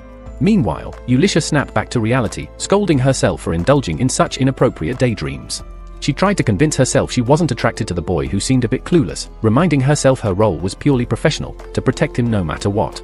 Yet as she glanced his way, her heart began racing, leaving her uncertain about what these feelings meant. At that moment, a dragon soared overhead and descended right in front of Kurt and Akari. Uishia panicked briefly, but the dragon meant no harm. It had come to eat the food Kurt had prepared. Kurt quickly reassured Uishia, explaining that dragons showing up to feed alongside livestock was quite common in rural places like his home village. Uishia fully understands this is far from ordinary, but she chooses not to argue with Kurt about it. It's Akari's first time witnessing such an awe-inspiring creature, and she eagerly asks both Kurt and Uishia if she can pet the beast. Kurt quickly corrects her, explaining that this creature isn't a dog at all, it's actually a young dragon. Suddenly, Uishia catches the sharp scent of blood in the air and goes to investigate. There, she finds a shadowy figure, one of Mimiko's phantom guards, tasked with watching over the unconscious Kurt. Just then, movement rustles in the nearby bushes. Without hesitation, Uishia draws her sword. A few moments later, Kurt hears the distant clang of blades, but before he can see what's happening, Uishia yells for him to grab Akari and flee. Kurt scoops Akari up, ready to escape, but before they can get away, the attacker steps forward, claws gleaming like Wolverine's, demanding they surrender the child. Kurt instantly misinterprets, assuming the child means the baby dragon, and asks if she's a dragon hunter. Uishia, sensing something darker beneath the surface, insists they leave at once. The dragon, showing far more awareness than Kurt, quickly snatches both Kurt and Akari in its jaws and takes to the sky. Uishia pauses for a moment to acknowledge Kurt's incredible skill. Taming a dragon known for its hostility toward humans is no small feat. She then turns her attention back to the attacker, blocking her strikes with her sword. Still, she can only hold out for so long against this relentless foe. When Timu's version of Miss Wolverine finally knocks Uishia to the ground, she barely manages to rise again. Gritting her teeth, Uishia demands to know which child the woman was after, the dragon, or Akari. The assailant remains silent, clearly not expecting Uishia to survive much longer. To prove her point, the woman disarms Uishia and slashes her abdomen, forcing her to collapse to her knees. But Uishia refuses to give up, fighting back with every ounce of strength she has left. As a last resort, she hurls Kurt's magic crystal at the attacker like a grenade. Meanwhile, the woman from earlier is walking with her father-in-law when they hear a loud commotion. Curious, she asks what it could be, but he dismissively tells her it's just the demon lord causing chaos again. She doesn't believe him, much like before. Uishia thinks the fight is finally over, until the attacker rises from the dirt, revealing a set of horns. Clearly, she's a demon, perhaps the very demon king the old man warned them about. The demon confirms it, acknowledging that Uishia's group already defeated one demon lord. This makes Uishia realize the demon has been watching them since the city was attacked. With no weapons left and the enemy still standing, Uishia surrenders for now, hoping Kurt and the dragon have at least made it safely back to their town. At the very moment she accepts that everything has come to an end, she feels a strange relief, knowing that, no matter what, she managed to protect Kurt. But then, a sound from beside her pulls her back to the present. That voice, that presence, it's none other than Kurt. She can hardly believe he has returned. Her mind races with questions. Did he come back riding the dragon? Has he gained the dragon's combat skills? But even if he meant to fight, she knows his fighting ability is lacking. Lacking? No, it's worse than that. His fighting skills are absolutely terrible. The thought of losing Kurt, the very person she swore to protect, is unbearable. And just as she feared, the dragon hurls Kurt against a nearby tree. Her suspicion was correct, riding the dragon hasn't improved his fighting in the slightest. He remains as unskilled and average as ever. What a disappointment. She rushes over to him, demanding to know why he returned. Why risk dying when he knows he's no match for their enemy? Kurt admits he acted impulsively but came back purely to escape with her. She barely has time to process this when yet another noise reaches her ears. What a chaotic day. Suddenly, a group of pigs rushes toward them, kicking up a cloud of dust that distracts the demon. Seizing the moment, they leap onto one of the pigs and make their escape. While riding, she asks about Ikori, and Kurt assures her Ikori is safe somewhere, waiting for their return. She also questions Kurt about his reckless decision, why choose death? He confesses it was a foolish move, but he couldn't abandon someone precious to him, letting her die while he fled. Her spirit feels a cold indifference. He just called her precious. Unlike Liselot, whose feelings are clearly misguided, she understands that Kurt means it as a friend. Still, a strange mixture of sadness and joy stirs within her. Why does her heart flutter at his words? Could this mean she has feelings for him? There's no time to dwell on it as suddenly, flames erupt across the pigs. The pigs vanish, and she falls with Kurt. The demon approaches, fire blazing in hand. Grabbing Kurt's blade, she prepares to fight, not because she believes she can win, but because Kurt came back for her, trusting her. She refuses to betray that trust. Her plan is to use the fire slicing technique to cut through the inferno, a delicate move she's never successfully executed before, but she must try. She swings, attempting to slice through the flames, but it fails. Surprisingly, she remains unharmed. Looking up, she notices Akari perched atop her head. The demon has withdrawn the fire. What could this mean? Was Akari the child the demon sought all along? These questions linger, unanswered in her mind. Before she can voice them, exhaustion overtakes her, and she collapses. The demon disappears. Kurt quickly tends to her wounds, and Akari gently touches her, assuring her she'll recover. Opening her eyes, she murmurs that she's fine. Yet countless questions swirl in her mind, starting with how Akari managed to leap onto her head in the first place. She asks them what exactly happened, and to her surprise, Kurt reveals that Akari never actually jumped. Instead, she was quite far away when the incident occurred, meaning she must have used teleportation magic. This revelation shocks everyone. Uishia knows teleportation portals aren't common magic in their world. Those who have tried it still regard it as unstable and undeveloped. To make things even stranger, Akari teleported without using a teleportation stone. Uishia asks if she can do it again, but Akari says no. Before she can press further, Pig calls their attention, and they notice many pigs are sick. Kurt and Akari rush to heal the pigs, while Uishia returns them to the woman. The woman asks about her husband, and instead of revealing that he isn't actually her spouse, Uishia simply says a villager helped him and that he went to thank this person, or the dragon. As they fly, the dragon signals Kurt to follow him, and he does. Akari and Uishia head off on their own. Uishia's mind is restless, full of questions about Akari. She asks if Akari was the one who broke the magic spell, but Akari says no, meaning the demon must have withdrawn the fire herself. Why? Was it because of Akari? These questions linger in Uishia's mind. She knows she needs to learn more about Akari, and luckily, Akari is still alive to be investigated.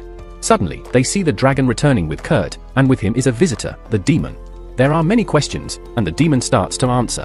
When the dragon took Kurt away, he found the demon injured. Unsure what to do, Kurt decides to create an antidote to help her. The demon questions him, calling him foolish for trying to save his enemy. Kurt admits it might be stupid, but he doesn't see her as an enemy. If she hadn't stopped the spell, Akari and Uishia would have died. Since kindness deserves kindness, he will help her. He prepares the antidote and gives it to the demon.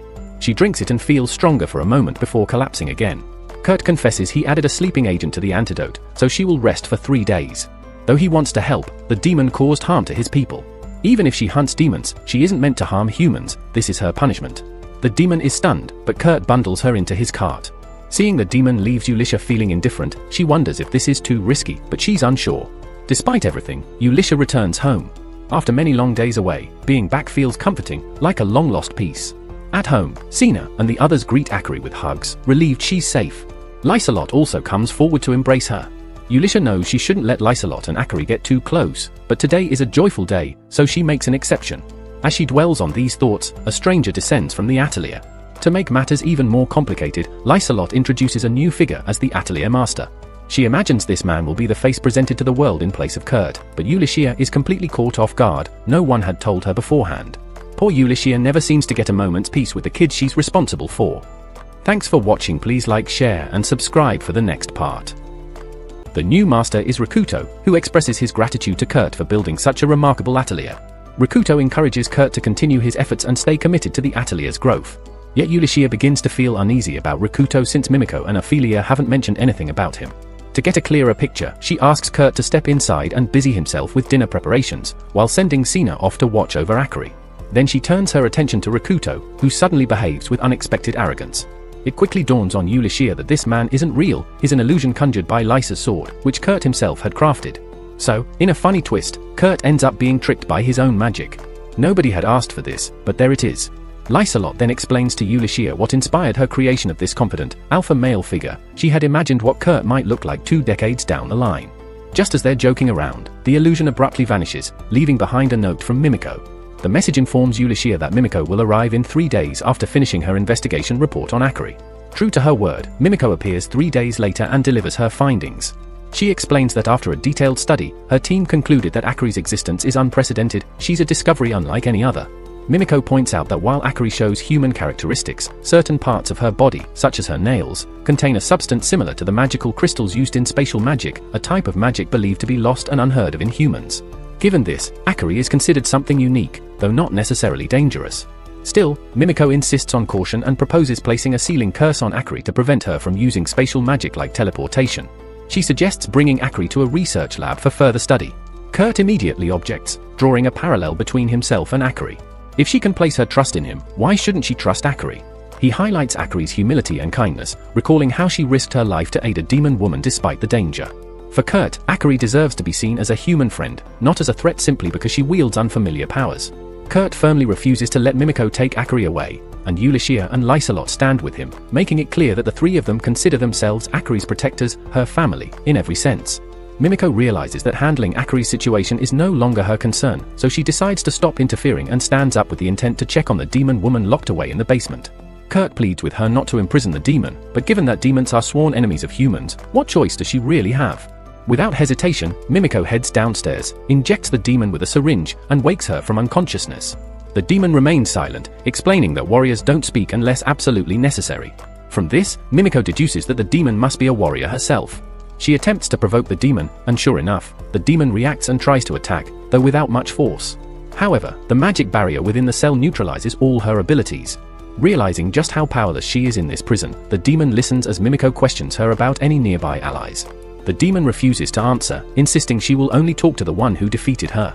Mimiko then calls in Kurt, who addresses the demon as Oni-san, or older sister, asking if she's feeling alright now. The demon responds by complaining that her restraints are painful, subtly hoping Kurt will loosen them. But Kurt refuses, apologizing and explaining that Mimiko and the others ordered her to keep the demon secured until the interrogation is finished. Cutting straight to the chase, the demon mentions that Kurt had brought up Hildegard's name earlier. For context, Hildegard, also called Hilda, is the demon girl Kurt shared his first kiss with in his youth. Curious, Uishia asks Kurt who the demon is referring to, and he explains that Hilda is a girl who frequently visited his village with her father for trading.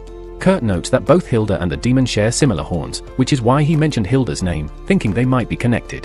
When Kurt confirms that the Hilda he knows is the same one the demon knows, she reveals her true purpose. She's here to rescue Hilda, who is being held captive by Margrave Tycoon. But this still doesn't explain why she tried to kill Kurt, Akari, the dragon, or others. Kurt urgently begs Uishia to act quickly and save Hilda.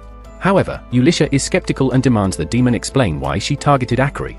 The demon clarifies that during her investigation of the Margrave, she discovered he was also investigating the Atelier. This led her to witness Akari suddenly appear in Kurt's carriage through lost teleportation magic. She desires Akari's power to teleport so she can reach Hilda and free her. Kurt, as usual, immediately trusts the demon without demanding proof, but Uishia insists on evidence. In response, the demon reveals a pendant hidden beneath her clothing, a treasure bearing the griffin crest that Hilda once wore. Apparently, Hilda had given the demon this crest. Additionally, the demon only ceased her attack on Akari when she noticed Uishia holding Kurt's dagger marked with the same crest, and Kurt confirms that the dagger was a gift from Hilda.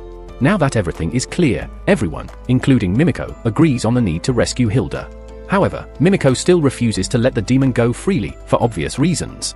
Kurt assures the demon that he will save Hilda, and trusting him, the demon reveals her name, Soul Flare. Suddenly, Akari shows up out of nowhere, prompting Kurt to scold her for interrupting their serious discussion. She apologizes, nearly in tears, explaining she only wanted to join them in some fun. After dealing with Akari, Kurt turns to Mimiko for assistance, since he lacks the necessary resources for the mission ahead. Their next step is to devise a solid plan, a plan so clever that it won't be detected by anyone.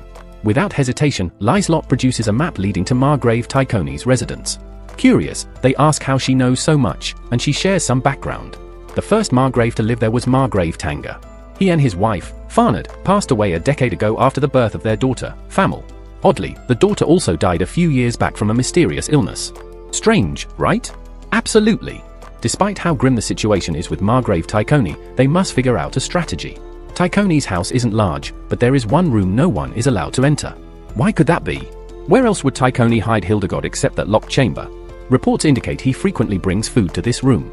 This suggests he's feeding someone, or something. But for what purpose? Soul Flare admits she is aware of that room. She once tried to get inside but failed due to Tycoon's strict security. The door is always locked, and Tycoon keeps the key at all times. This means they have to be extremely clever to get inside. Thankfully, the team is known for their sharp minds. Lisa Latte is the first to come up with a brilliant idea. Since Tycoon is always the one with the key, they need to find a way to make him unlock the door himself. But how? Lisa Latte explains, they can create the illusion of an intruder trying to break in. That would frighten Tycoon into opening the door, fearing someone is trying to free his prisoner. Once he opens it, they can slip inside. Sounds perfect, right? I'm eager to see how this plan plays out. Luckily, the city's festival is about to start, which gives them a good reason to visit the area. Since the Atelier master has to work at the festival, and Lisa Latte has already created an illusion of the master named Rakuto, she suggests using that illusion as part of their cover. The plan is solid, but they'll need Kurt with them. There's no way to leave him alone in the Atelier with a demon. Since Kurt's true identity as the master must remain secret, they need a plausible reason for him to come along. With the festival underway, Lisa Latte suggests that Kurt follow them so he can experience the city and learn about the local food culture. A clever ruse, indeed, one that leaves Kurt's two rivals wondering if this trip is a festival outing or a secret date. Lisa Latte and Uishia decide to settle who gets to spend time with Kurt first by playing rock paper scissors. Lisa wins the first day, which instantly puts Uishia in a bad mood. Eventually, they all set off and reach their lodge. Naturally, Akari tags along on the trip too. Rakuto excuses himself to rest, and Uishia asks Kurt to stay with Lisa Latte and Akari while she goes off to check on Tycoon. As usual, Kurt feels sidelined since no one's giving him a task. He offers to join Uishia on her investigation, but Lisa Latte quickly objects.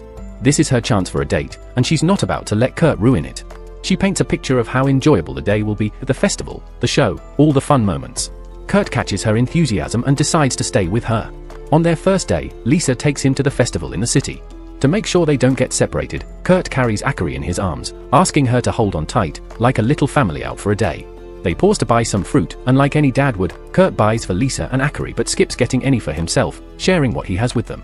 When he tastes a sip from Lisa's fruit, her eyes brighten up. The reason is clear, the person she cares about is drinking from the same spot she just did. After returning the fruit, Lisa quickly gulps down all the juice, which makes Kurt curious about why she's in such a hurry. Even after finishing the drink, she stashes the fruit in her bag. He thinks she should toss it, but who could throw away something so special? Lisa claims it's because she loves that fruit since it's native to her home. They continue exploring the festival, and she wonders if Kurt has attended many festivals during his adventures. He admits he's seen several, but mostly stayed on the sidelines doing team chores rather than enjoying the festivities. Hearing that makes Lisa feel a bit bad. Kurt says he wants to have a good time today, and make sure Akari enjoys herself too. Lisa makes it her personal mission to give him a memorable day, especially since she plans to confess her feelings by the end of it.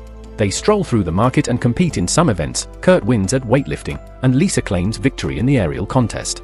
Her plan is simple: make sure Kurt has an amazing day, appreciate her presence, and then confess her feelings, just not right there in the busy market.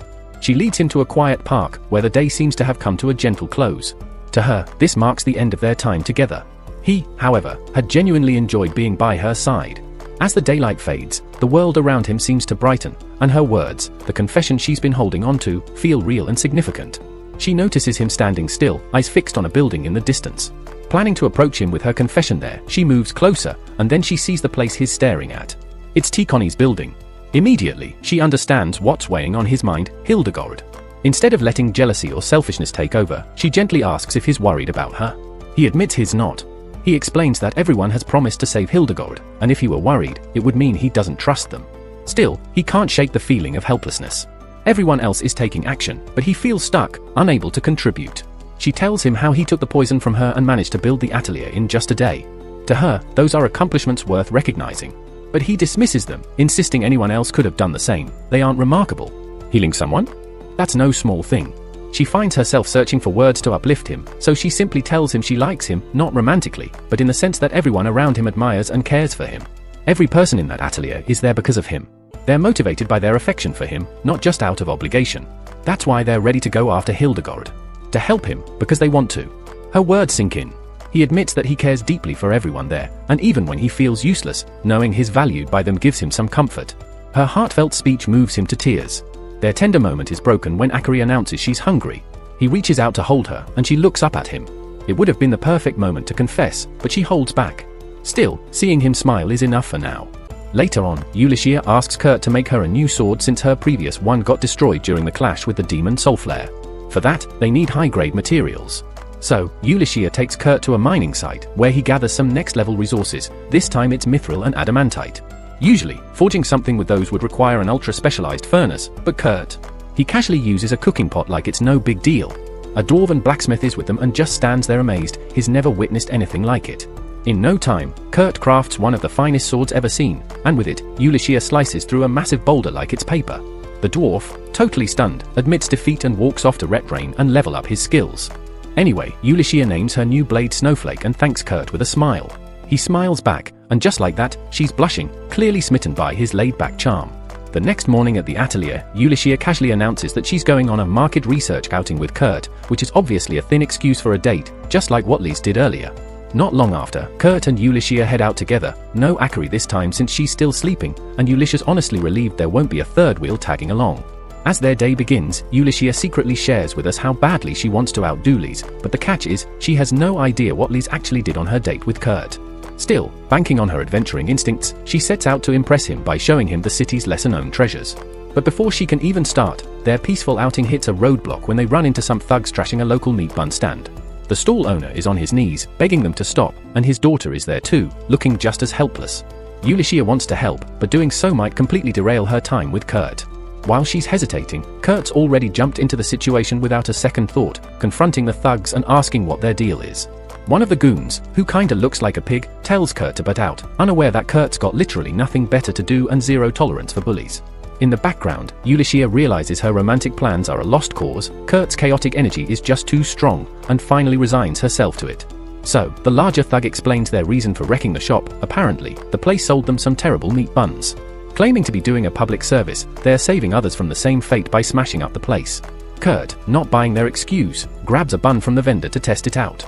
One bite is enough, it's actually delicious and dirt cheap, proving these guys are clearly full of it. The shorter thug doesn't like being called a liar and shoves Kurt. That's when Uishia jumps in, warning them they've messed with members of the Atelier. The head goon, not wanting to end up in a world of hurt courtesy of the Atelier, decides it's smarter to flee. His lackeys aren't far behind. And just like that, peace is restored to the vendor's humble stall. But Kurt spots that the vendor's not in great shape. A closer look reveals the guy's bones are fractured. Uishia isn't concerned since Kurt could easily heal him, but our oblivious hero thinks the hospital is a better idea. Without listening to her, he dashes off with the injured vendor on his back. Uishia is left standing there, stunned that her date bailed. Worse, she can't even be mad because the vendor's little girl is crying her eyes out. To cheer the kid up, she gets her a juice, and that's when the juice seller casually drops a bomb. The thugs were hired by the nearby Gargel restaurant. Turns out, there's a cooking contest today, and Gargel wants to sabotage the meat bun stall to boost their own chances. Uishia, now realizing her date got derailed because of Gargel, wants payback. Kurt eventually returns, saying the vendor's in the hospital for a day. Wanting to help, he volunteers to run the stall in the man's absence. Uishia, already fuming, now has to spend her day babysitting the stand, and she's not thrilled. Fired up, she and Kurt vow to enter the cooking competition and completely destroy the opposition, especially Gargel. There's just one problem, they're out of meat buns. And if Kurt uses one of his overpowered skills to mass produce them, the vendor might not appreciate it. So instead, they decide to teach the little girl how to cook them using Kurt's improved version. While Uishia heads off to gather all the ingredients, Kurt takes on the task of finding a particular secret ingredient by digging underground. Yep, it's worms. Anyway, the contest kicks off, and the judges get a taste of what Gargel's got. And their food? Apparently, it's divine. It turns out the judge's decision may have been influenced by a little extra persuasion from the chef of Gargel restaurant, practically sealing their win. But public opinion is a wild card, and this time, it shifts fast. The chef of Gargel begins to notice murmurs from the crowd, all centered on the incredible flavor of the meat buns. Panic sets in. Could the men he hired have failed? Even the owner of Gargel can't believe his ears. The crowd forming around the bun stall is much larger than expected. He walks over, confused and frustrated, questioning why the hired hands couldn't handle such a simple task, especially with all the money he'd paid. But now he's faced with something even more unexpected, Kurt. Kurt, once again, is working his magic, and it's clearly paying off. The Gargel owner scans the area and notices people lounging in a hot spring. A hot spring here? In this city? It's something he's never seen before. Maybe it's a marketing trick from the bun shop's owner to pull in attention. Still, that's the least of his problems right now. What really matters is the competition, and things aren't going his way. Overwhelmed and frustrated, he watches in disbelief as the judges themselves approach the scene, curious about the commotion. With such a huge crowd, one of the judges suggests they try the food too. After all, so many people can't be wrong. Gargel immediately protests. He points out the bun's strange black interior, questioning if it's even safe to eat. Can't really blame him, what else is a sore loser supposed to say? Before he can finish trying to sway the judges, Luna arrives with a tray. Spotting the judges, she offers them a taste without hesitation. Gargel tries to stop them again, warning that the food could be dangerous. Luna calmly acknowledges the bun's unusual color. It's not burnt, it's from a special ingredient. She explains they made an onko using caucasus and red beans that Kurt brought himself. According to Kurt, if red beans are cooked in a hot spring, they release a sweetness like honey, making each bite a delight. The judges are intrigued and agree to try it. The moment they do, they're stunned. The taste is divine, like being transported to another world. They're amazed. The dish is an explosion of flavor and comfort. Even Gargel, skeptical as ever, tries it and instantly understands the obsession. Now it's clear why people are willing to wait in line for hours. It's just that good. But Gargel isn't here for good food. He never cared about being the best, he just wanted to win, no matter what. Before he can speak further, Uishia steps into the scene. He turns to her, baffled, and asks how they managed to create something so extraordinary. She lays out every step they'd taken, and he argues that it's impossible for anyone to complete such tasks in just a few hours. But clearly, he doesn't know who Kurt is. Uishia adds that the meals were prepared using hot water sourced from an underground spring. That alone changes everything. An underground spring implies excavation beneath the city. Naturally, that shouldn't be easy. But she assures him that Kurt made it happen. He tries another argument, even for the Atelier, digging into the city's foundation isn't permitted without approval from Margrave Tycoon. Unfortunately for him, they had that approval. Lysalat had personally met with the Margrave and secured the necessary permission. And the spring Kurt uncovered? It wasn't just some random hole. It's being converted into a public leisure bath that will benefit the entire kingdom. With all his points dismissed, Gargel tries to pull the judge he bribed to the side, reminding him of their deal and warning him not to let the restaurant win. But how could the judge ignore such solid proof? The man says he doesn't want the money anymore and refuses to cheat in the face of overwhelming evidence. Gargel starts to panic. He glances over and sees the group of enforcers he'd paid off. He rushes toward them, urging them to go wreck the restaurant and promising to bail them out if they're caught. Sadly for him, he's shouting at an illusion crafted by Lysalat. The actual thugs had already been arrested, and now he's next. Uishia shows up behind him, stating that they've also uncovered his role in supplying goods to the Margrave, except he's been using the kitchen's discarded scraps to cook his own dishes. That alone is illegal. But there's more. He also laced his food with addictive substances to keep customers coming back. He's shaken. How did they uncover so much? He turns to see Lysalat, who's now wearing his appearance. Uishia reveals they impersonated him and questioned his kitchen staff, who spilled everything. Desperate, Gargel pulls out a knife and lunges at Lysalat in a final attempt to turn the tables. That move just upgraded everything from petty crime to treason. Attacking a royal? That's on another level. He doesn't realize it until Lysalat introduces herself. That's when it hits him just how deep he's buried himself. Ouch!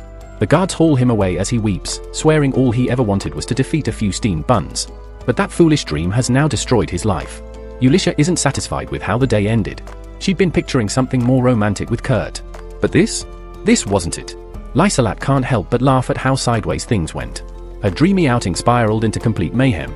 Still, it wasn't a total loss. Kurt looked genuinely happy, and even little Luna lit up with excitement. That alone made it worthwhile. Word of Gargel's capture soon makes its way to Tycoon. As expected, he isn't exactly surprised by the charges. Honestly, neither would I be. It wouldn't shock me if he were tangled in worse. But then he hears that all chefs linked to the incident have been taken into custody. Now he's in a panic. Who's going to prepare the food for tomorrow's tea gathering in Lysalata's honor? His assistant quickly brings up that the judges have already named a winner in the culinary contest. They could just bring that person on board. Problem seemingly solved. But still, something bothers him. A creeping worry about what Lysalata might know. Has she uncovered his true motives and figured out what he's planning to get out of his meeting with the Atelier master? He shakes the thought off, for now. Elsewhere, Lysalata, Uishia, and Kurt link up with Rikuto. They reveal a layout of the Margrave's residence and outline the mission, sneak into the kitchen and confirm whether Hildegard is being held captive. That way, they can hit Tycoon with real evidence and force him to release her. Rikuto's on board and promises Kurt that he can handle it. Kurt's better off heading back to help at the bun shop. Once he leaves, Lysalata releases the illusion. Here's the tricky part, an illusion only holds if the caster, in this case Lysalata, is holding the blade. But illusions can't interact with physical objects. That complicates things. Lysalata can't be holding the sword while pretending to be with Tycoon, and Rikuto might need to handle stuff, too. So, here's the solution, she'll craft visual doubles of both herself and Rikuto. Meanwhile, her actual body, cloaked and holding the sword, will stay hidden and close to Rikuto, ready to help with anything physical. With the plan set, they head for Tycoon's estate. As they near it, Lysalata conjures the two mirages. But then, surprise twist. Kurt just got recruited by Tycoon to be the chef for the event. What they thought would be the hardest part of the mission might just be their unexpected edge. Will Kurt's new role complicate the plan to free Hildegard, or make it easier? Don't miss what happens next. Kurt begins his morning with the usual, crafting his signature meat buns, determined to maintain his streak of excellence. As he's deep in prep, a squad of knights shows up at the shop, delivering news that their lord has requested 100 of his hot spring buns. They urge Kurt to prepare them as quickly as possible. Meanwhile, Luna has caught wind of rumors. The lord apparently wants to bring the chefs from this shop to work at his castle. But with the shop set to open soon, Luna decides to stay behind, asking Kurt to head over in her place. Kurt agrees, but first gets started on the massive order of 100 buns. As the buns steam away, he offers the knights a few to taste while they wait. The moment they take a bite, they're practically sent into a euphoric trance from the flavor. Just then, Curie randomly shows up and eyes the knights curiously. Kurt, with his usual speed, finishes the buns in no time and presents them to the knights. However, instead of reacting, the knights just freeze in place, like statues. Kurt, confused, figures they must be so exhausted from working hard that they've passed out standing. One of the knights finally speaks up, saying that his fatigue has suddenly vanished. Kurt casually explains it must be the healing effect of the meat buns, thinking that's perfectly ordinary, even though it's clearly not. Regardless, he sets off with the knights, feeling optimistic about this opportunity to work in a noble's castle. That is, until they arrive and Kurt realizes they've brought him to Margrave Tycoon's estate, the very place Hildegard is imprisoned. Once there, Kurt is informed that the sweets his maid will be served to the princess herself. This immediately makes him panic. What if she dislikes them? Could he actually be jailed for bad cooking? Anyway, for the moment, Tycoon's aide instructs Kurt to wait in the kitchen, as the lord is in the middle of a discussion with the princess. Over in the meeting room, Lieselot sits stiffly across from Tycoon and Rakuto, the phony Atelier Meister. Tycoon opens the meeting with an apology to both Lieselot and Rakuto, addressing the rude behavior of the chef they encountered yesterday. Lieselot responds calmly, saying it's not a big deal. But then she slyly asks why he's apologizing. After all, it's not like he sent the chef after her, right? Tycoon clearly wasn't expecting that and is momentarily thrown off. He insists it wasn't his doing and chuckles it off before the conversation moves forward. Just outside the conference room, Uishia stands guard as Lieselot's escort. Overhearing bits of the exchange, she feels reassured seeing how well Lieselot is managing the meeting solo. Regardless, Uishia still hopes to see Kurt, but since she's stationed here, she just wishes he doesn't act recklessly. Elsewhere, Akari is trying to feed Kurt's meat buns to her teddy bear, behaving like the child she is. Kurt, meanwhile, feels uneasy, his thoughts preoccupied with how Uishia and the others might be doing. He wants to leave the kitchen and check on things, but understands he must avoid acting impulsively. Yet, the thought gnaws at him. Akari notices and asks if something's bothering him. Kurt admits that one of his friends might be behind the mysterious black door, but it's locked, and he's unsure of their condition. Wanting to cheer up her papa, Akari offers to help him find his friend. Before he can respond, she hugs him, and they suddenly teleport out of the kitchen, landing in a dimly lit, narrow hallway. Kurt realizes that he can travel by touching Akari, which amazes and alarms him at the same time, since he knows he's not supposed to be here. He asks Akari to take them back, but she explains that she can't, leaving him to wonder if there's a delay or limit on her power. Tears well up in her eyes as she feels she's let him down, but Kurt gently reassures her that everything's fine. Then, a female voice calls from behind a nearby door, asking who's out there. Assuming it might be Hildegard, Kurt quickly unlocks the door using his skills, only to be met with disappointment when it opens to reveal an elderly woman instead. Back at the meeting, Tycoon gets serious and informs Rakuto of his plan to appoint him as the town's new viceroy. But before Rakuto answers, he requests a private word with Tycoon. Liz leaves the room, and Tycoon grins subtly. Perhaps this privacy was his goal all along, maybe to disclose something confidential to Rakuto. What he doesn't realize is that Rakuto is actually Liz in disguise, who wastes no time and directly asks what Tycoon truly wants from him. Amused by the bluntness, Tycoon reveals his interest in eternal youth and asks whether Rakuto shares that desire. Returning to Kurt, the old woman gently invites both him and Akari into her room. Akari approaches first, sensing no harm from the lady, but she becomes sad upon realizing the woman is unwell. Trying to comfort her, Akari offers the woman some of Kurt's meat buns. She happily accepts, savoring the taste after going days without a proper meal. Kurt then realizes that the woman is using a disguise and asks her why she appears as an old lady. She's startled by Kurt's perceptiveness and, recognizing his sharp instincts, wonders if he might be able to help rescue the demon girl named Hildegard, who's imprisoned directly below her room. Kurt reveals that he knows Hildegard, they crossed paths nearly a decade ago in his village. Hearing this, the woman becomes hopeful and pleads with Kurt to save Hilda. He agrees without hesitation. He then pulls out a loaf of bread and claims that, with a knife, he can carve it into a makeshift shovel. Though the woman doesn't follow his logic, she tells him digging won't be necessary. She reveals there's a hidden path in her room that leads underground. Kurt, trusting her despite the odd circumstances, follows her through the concealed entrance. Back in the other room, the conversation continues. Rakuto presses Tycoon about his objective and intentions. Tycoon responds by asking if Rakuto is familiar with the concept of eternal youth. Rakuto confirms he is, and so does Lieselota. She elaborates that eternal youth is a compound designed to extend a person's lifespan. Through Rakuto, she again asks Tycoon to explain what he truly means. Tycoon begins by stating that human life is limited, but other beings, like demons and elves, live much longer. Experiments were once done to blend their cells with humans in an attempt to lengthen human life. Before Taikoni can continue, Rikuto interjects, saying those experiments ultimately failed. Taikoni agrees but mentions he's heard rumors that the Atelier has developed potent medicines capable of curing rare illnesses, so he believes they can work together to bring the experiment back.